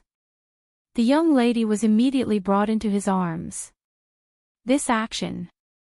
Yi Qing Luo had yet to react. She bumped into Feng Shi and fell into Dmo Xian's arms. Luckily Feng Shi's reaction was fast and she immediately stabilized herself when she fell off the chair. Shi, are you alright? Yi Qing Luo immediately pried Dmo Xian's hand away and held Feng Shi's shoulder as she sized him up.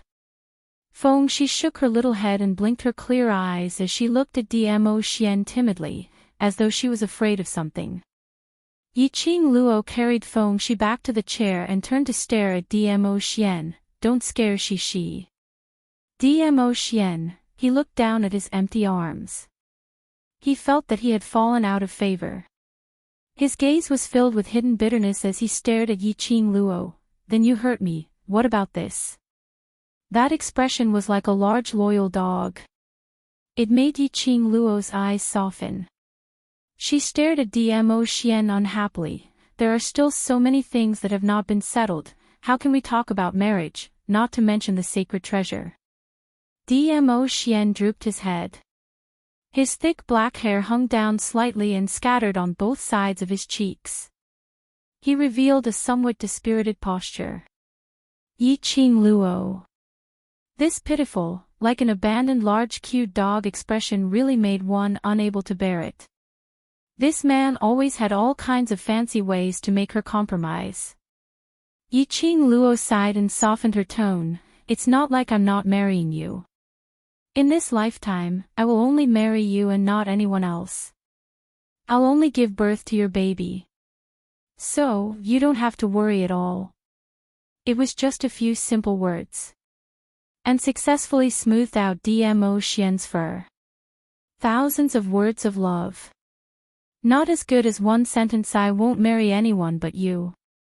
Dmo Xian raised his head, his obsidian-like eyes sparkling and translucent. The rippling glazed light emitted a sincere and resolute light. He gazed at the young girl and said seriously and solemnly, I will marry no one else but you. A faint smile surfaced on Yi Qing Luo's brows. She placed her hand on the man's large palm. Just as she was about to speak, someone tugged on her clothes. Xiao Tuanzi's crisp voice rang out, Fairy sister, Cici wants to eat that dumpling.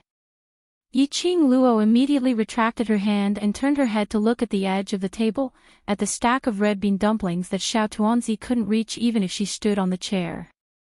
She stretched out her hand and placed the red bean dumpling in front of Feng Shi. Eat carefully, don't choke. Feng Shi nibbled on the dumpling contentedly. Dmo Xian. Damn, this lord has really fallen out of favor. He complained again as his gaze swept straight to Feng Shi. Aren't you going to send this kid back to the Feng family? Fourth watch. End of this chapter. Waste 7th Miss, Overlord, be gentle with your love. Waste 7th Miss, Overlord, be gentle with your love.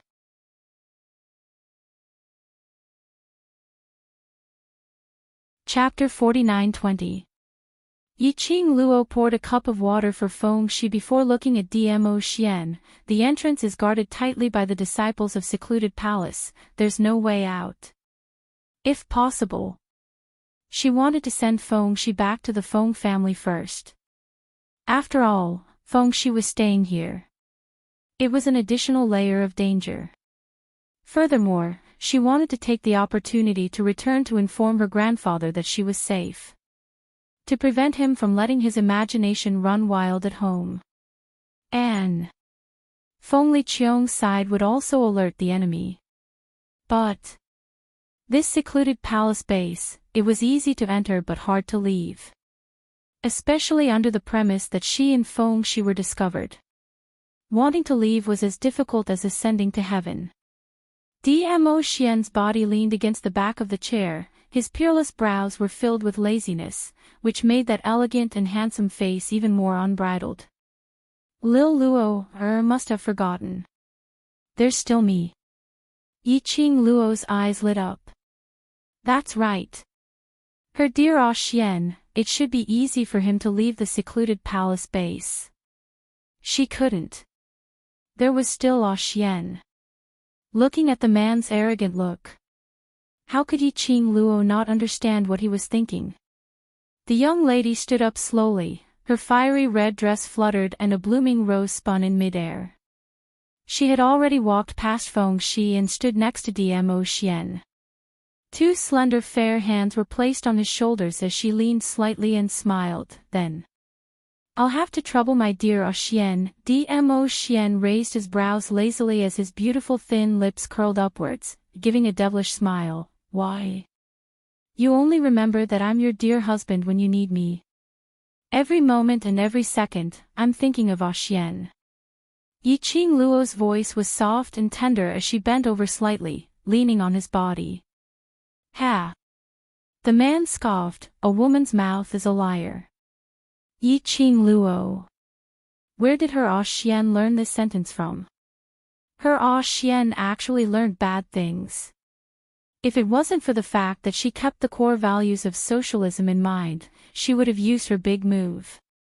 Yiqing Luo took a deep breath as her little hand pinched the man's face, changing her big move to a small move. Don't tell me you wish for me to carry a little dumpling every day and accompany you by your side. Dmo Xian. No, he didn't want to.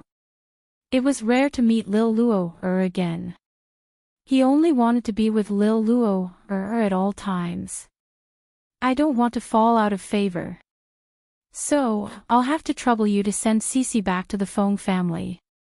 Yiqing Luo's eyes curved into a crescent shape, at the same time, pass a message to maternal grandfather, so that he can be at ease. Dmo Xian stared at Yiqing Luo's crafty smiling face. With a flip of his hand, he pulled her into his embrace. His chin rested on her head. The voice that floated down was filled with a deep sense of helplessness. You've got me, haven't you?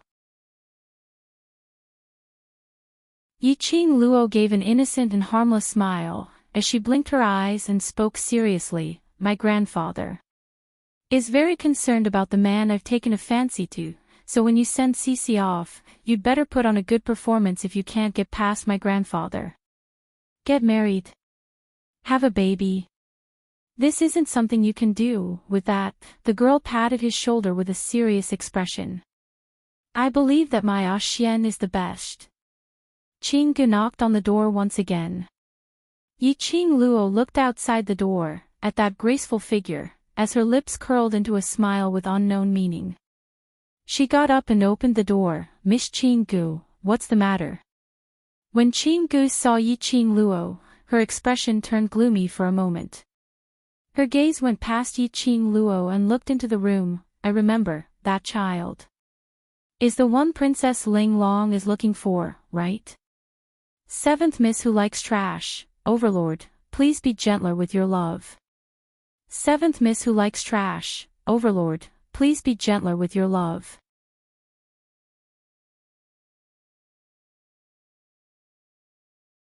Chapter 49:21. After Qinggu went back The more she thought about it, the more she felt that something was amiss. Feng Qing Luo looked no more than 15 or 16 years old. Feng family had announced to the outside world that she was 16 years old. And that child looked no different from 5 or 6 years old. How could he be the child of Feng Qing Luo and the overlord? Qing Gu recalled that Princess Ling Long had led the secluded palace's disciples and attendants to search for the person. She immediately understood. She immediately sent someone over to Princess Ling Long to find out. Then she knew everything. That child was the person Princess Ling Long was looking for. His identity was Feng family's young master, the biological son of the acting god emperor.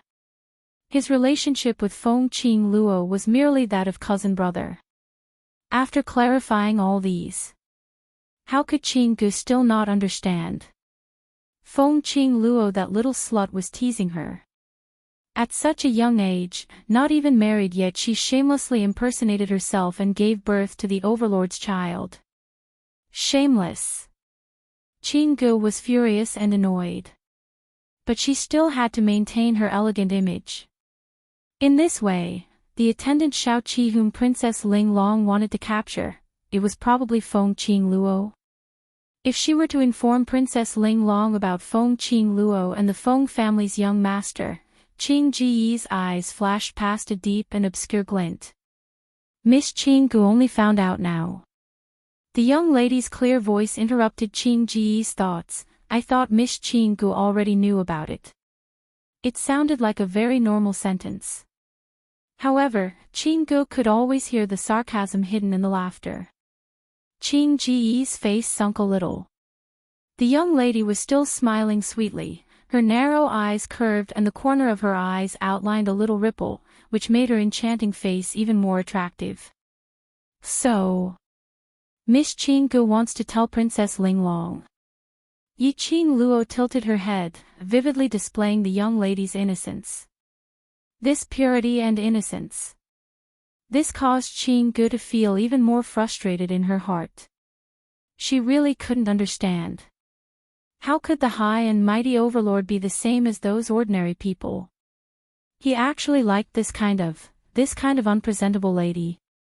She thought that based on the overlord's identity and status, those who were worthy to stand by his side must be iron-blooded, outstanding ability, and able to share the overlord's worries.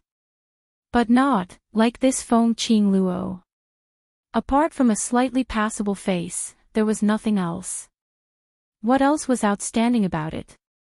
The overlord was actually such a shallow man. The more Qing Gu thought about it, the more vicious her eyes became. She narrowed her beautiful eyes and sneered, "Your suggestion is not bad. If I tell Princess Ling Long, neither you nor the young master of the Feng family will live." I'm so scared. The girl pretended to be scared and patted her chest. Her long and thick eyelashes blinked. Then, she changed the topic and smiled, "But, Miss Qing Gu, I'm afraid you've forgotten that I still have." Ah Xian. She gently touched her chin with her slender fingers and smiled brightly. Before Princess Ling Long came, Ah Xian must have already brought us away from the base of the Palace of Darkness. You. The pigeon's original intention was to see the young girl panicking, but it didn't expect to be fed a mouthful of dog food instead. Was he showing off to her, provoking her? One Qing Gu clenched her fists tightly, her gaze swept across the room. Where's the overlord? He saw that I don't have a good appetite, so he went to prepare some food for me. Yi Qing Luo casually replied. Seventh Miss who likes trash, overlord, please be gentler with your love. Seventh Miss who likes trash, overlord, please be gentler with your love.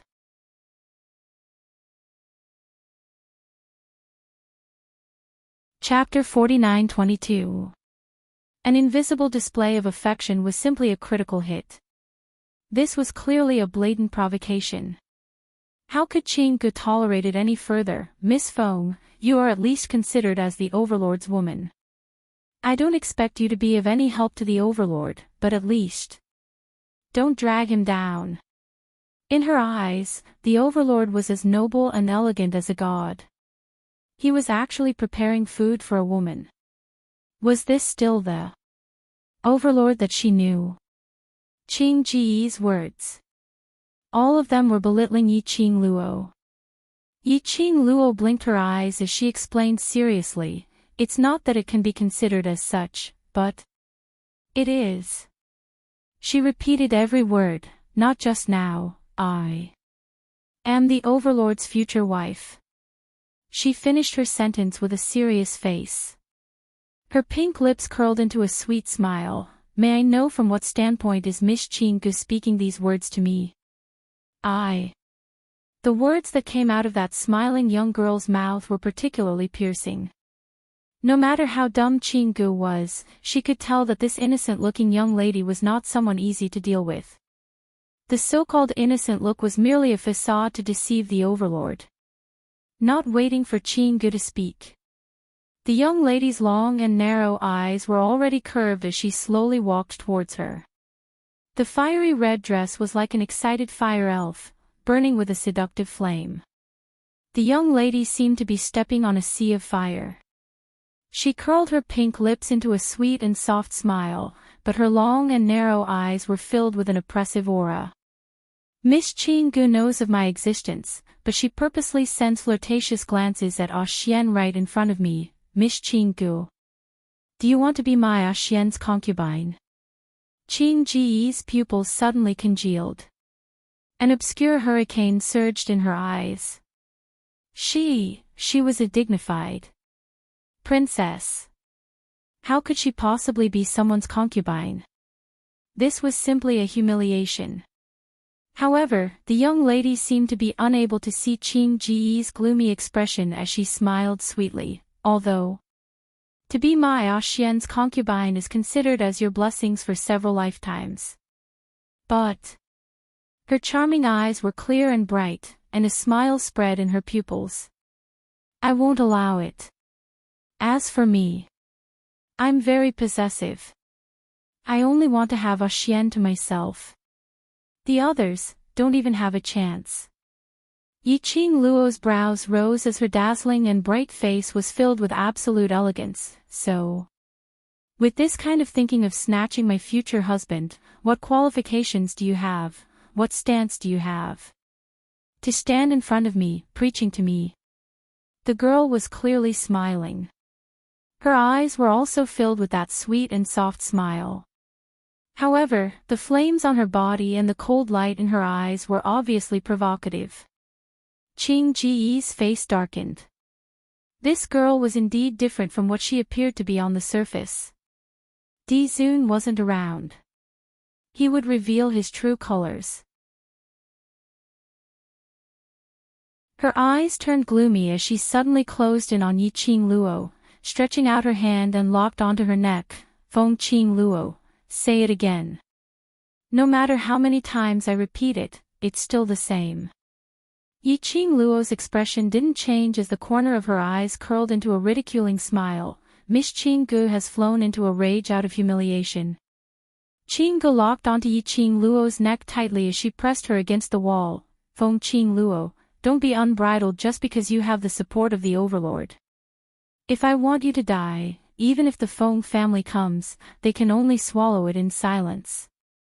Yi Qing Luo blinked her eyes in surprise. I didn't expect that as an esteemed guest of the secluded palace, Feng family, the acting god emperor's family could swallow it in silence. Miss Qing Ji's real identity, don't tell me.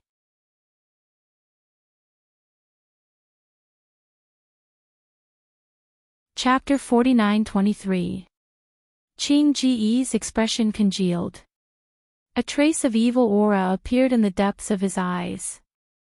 The 5 fingers on the young lady's slender neck were filled with murderous intent. For a moment, that elegant and noble lady instantly turned into an Azura-killing god. What do you know? Qing Ji's voice was gloomy, as though it was wrapped in an extremely cold storm. The sudden increase in strength on her neck made Yi Qing Luo's expression change slightly. But although Qing Ji's murderous intent was strong, but the strength was not to the extent of taking one's life. It was probably because of some misgivings. Yi Qing Luo moved her neck and her fair hand slowly covered the back of Qing Ji's hand. She didn't try to pry Qing Ji's hand away. She just carelessly poked Qing Ji's hand bit by bit. Her voice was languid and calm. Miss Qing Gu is so agitated, could it be that I accidentally poked into your unspeakable thoughts? Qing Ji's eyes were covered with frost. Murderous intent. What on earth do you know? Originally I didn't know anything, but now, it makes me curious. What secrets do you have? Yi Qing Luo's slender brows rose slightly, her eyes filled with a smile. Miss Qing Gu, why not satisfy my curiosity? I'm afraid you won't live to know. Qing Gu stared at Yi Qing Luo's eyes, as though trying to see if she was lying from her eyes. Yi Qing Luo blinked her eyes. Really? Then you can give it a try. The young lady intentionally raised her neck, so that she could easily clasp her neck. But you need to think about how to explain to Ah Xian. Qing Ji's hands suddenly froze. The sinister expression on her face, which was filled with murderous intent, slowly receded. Yi Qing Luo fearlessly curled her pink lips and continued, Miss Qing Gu is so powerful that my godfather, acting god emperor, doesn't dare to provoke you. I wonder, will the imperial palace not dare to provoke you? Feng, Qing, Luo. Qing Gu gritted her teeth and spat out her name. She stared at her angrily for a long time. Then she angrily released her hand from her neck. Yi Qing Luo's expression was relaxed as she carelessly touched her own neck, slightly twisting her neck as she indifferently raised her brows. I'm really curious now, Miss Qing Gu. Your real identity, what is it? Yi Qing Luo's expression turned cold. Stop putting on an act. Qing Ji's eyes were filled with murderous intent. Don't think that I won't kill you. Indeed, you don't dare. Yi Qing Luo's lips curled up in ridicule without any hesitation. Do you think I'm like that kind of little white rabbit who doesn't know how to retaliate even if you bully me? Her fingertips gently brushed against her neck. On her jade-white neck that seemed to be giving off a velvet glow, the red mark from being pinched was really obvious. The corners of the young girl's lips curled into an evil smile, like a deadly and enchanting poppy that slowly bloomed. Miss Qingge, you have to be careful of your own body. Acting, Qingge snorted coldly, totally disregarding Yi Qing Luo's words. But when she spat out these two words, his head suddenly felt dizzy. It was as if a gorgeous flower was blooming in front of him. He staggered and stumbled, leaning against the wall before he could barely regain his balance. Qing Ji's face turned pale. You. What did you do to me? Since Miss Qingge treats me as your love rival, then you should understand your love rival well. Yi Qing Luo smiled warmly as she watched Qing Gu fall to the ground due to dizziness. Know yourself and know your enemy, then you will always be victorious.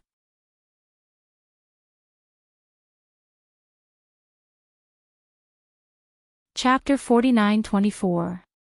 She squatted down and met Qing Ji's gaze. I am most proficient in poison. She casually grabbed a lock of Qing Ji's hair and said, before you kill me, why don't you think about how to detoxify it? You. Qing Ji's face contorted in pain. You're despicable. Despicable. Yi Qing Luo raised her brows as her fingertips brushed past her forehead and gave a harmless smile. I am a vengeful person. Miss Qing Gu wants to kill me, how can I remain indifferent? She suddenly loosened her grip on Qing Ji's hair. The lady fell heavily onto the ground. She gasped in pain. Yi Qing Luo stood up and looked down at Qing Gu. Since Miss Qing Ji's ability is way above the Feng manner, then I believe Miss Qing Gu has a way to detoxify it even if you don't need me. Then I shall not force Miss Qing Gu to lower your noble head to me. I hope the next time we meet, Miss Chingu will have the chance to kill me. Her words fell.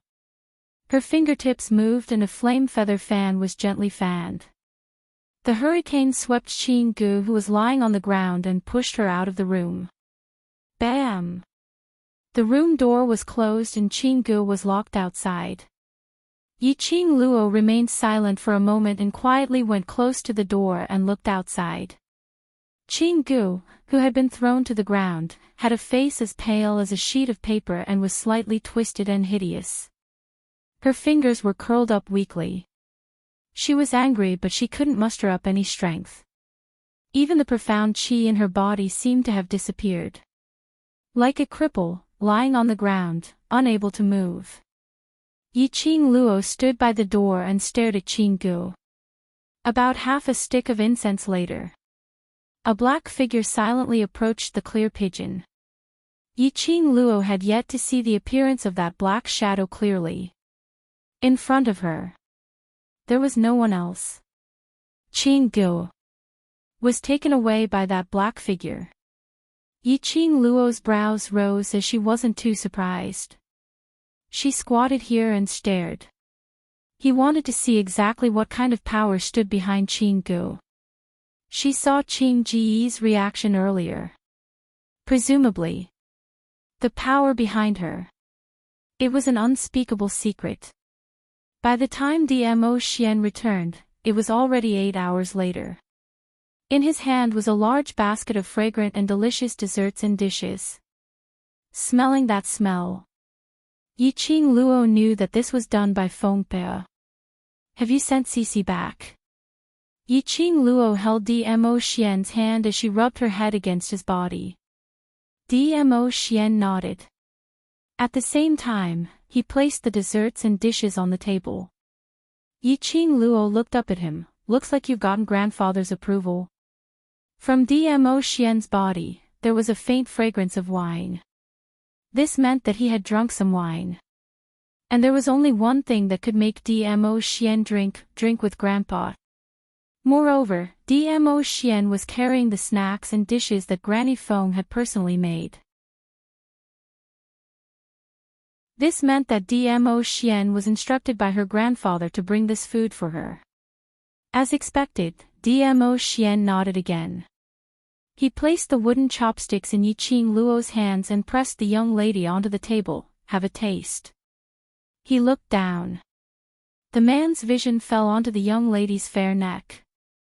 For a moment, the gentleman's eyes seemed to be gathering a storm as his eyes were covered with frost. Your neck. What's the matter? He pressed the young lady's shoulder as he bent over slightly and looked at her neck. Seventh Miss who likes trash, Overlord, please be gentler with your love. Seventh Miss who likes trash, Overlord, please be gentler with your love. You're tuning into the LoveLore Library YouTube channel. We're so grateful for your support, and don't forget to subscribe to join us on this incredible journey through captivating stories. Your generosity through donations truly makes a world of difference, as it's the primary source of revenue that allows me to expand and enhance this channel for you. Thank you from the bottom of my heart for being a part of this adventure.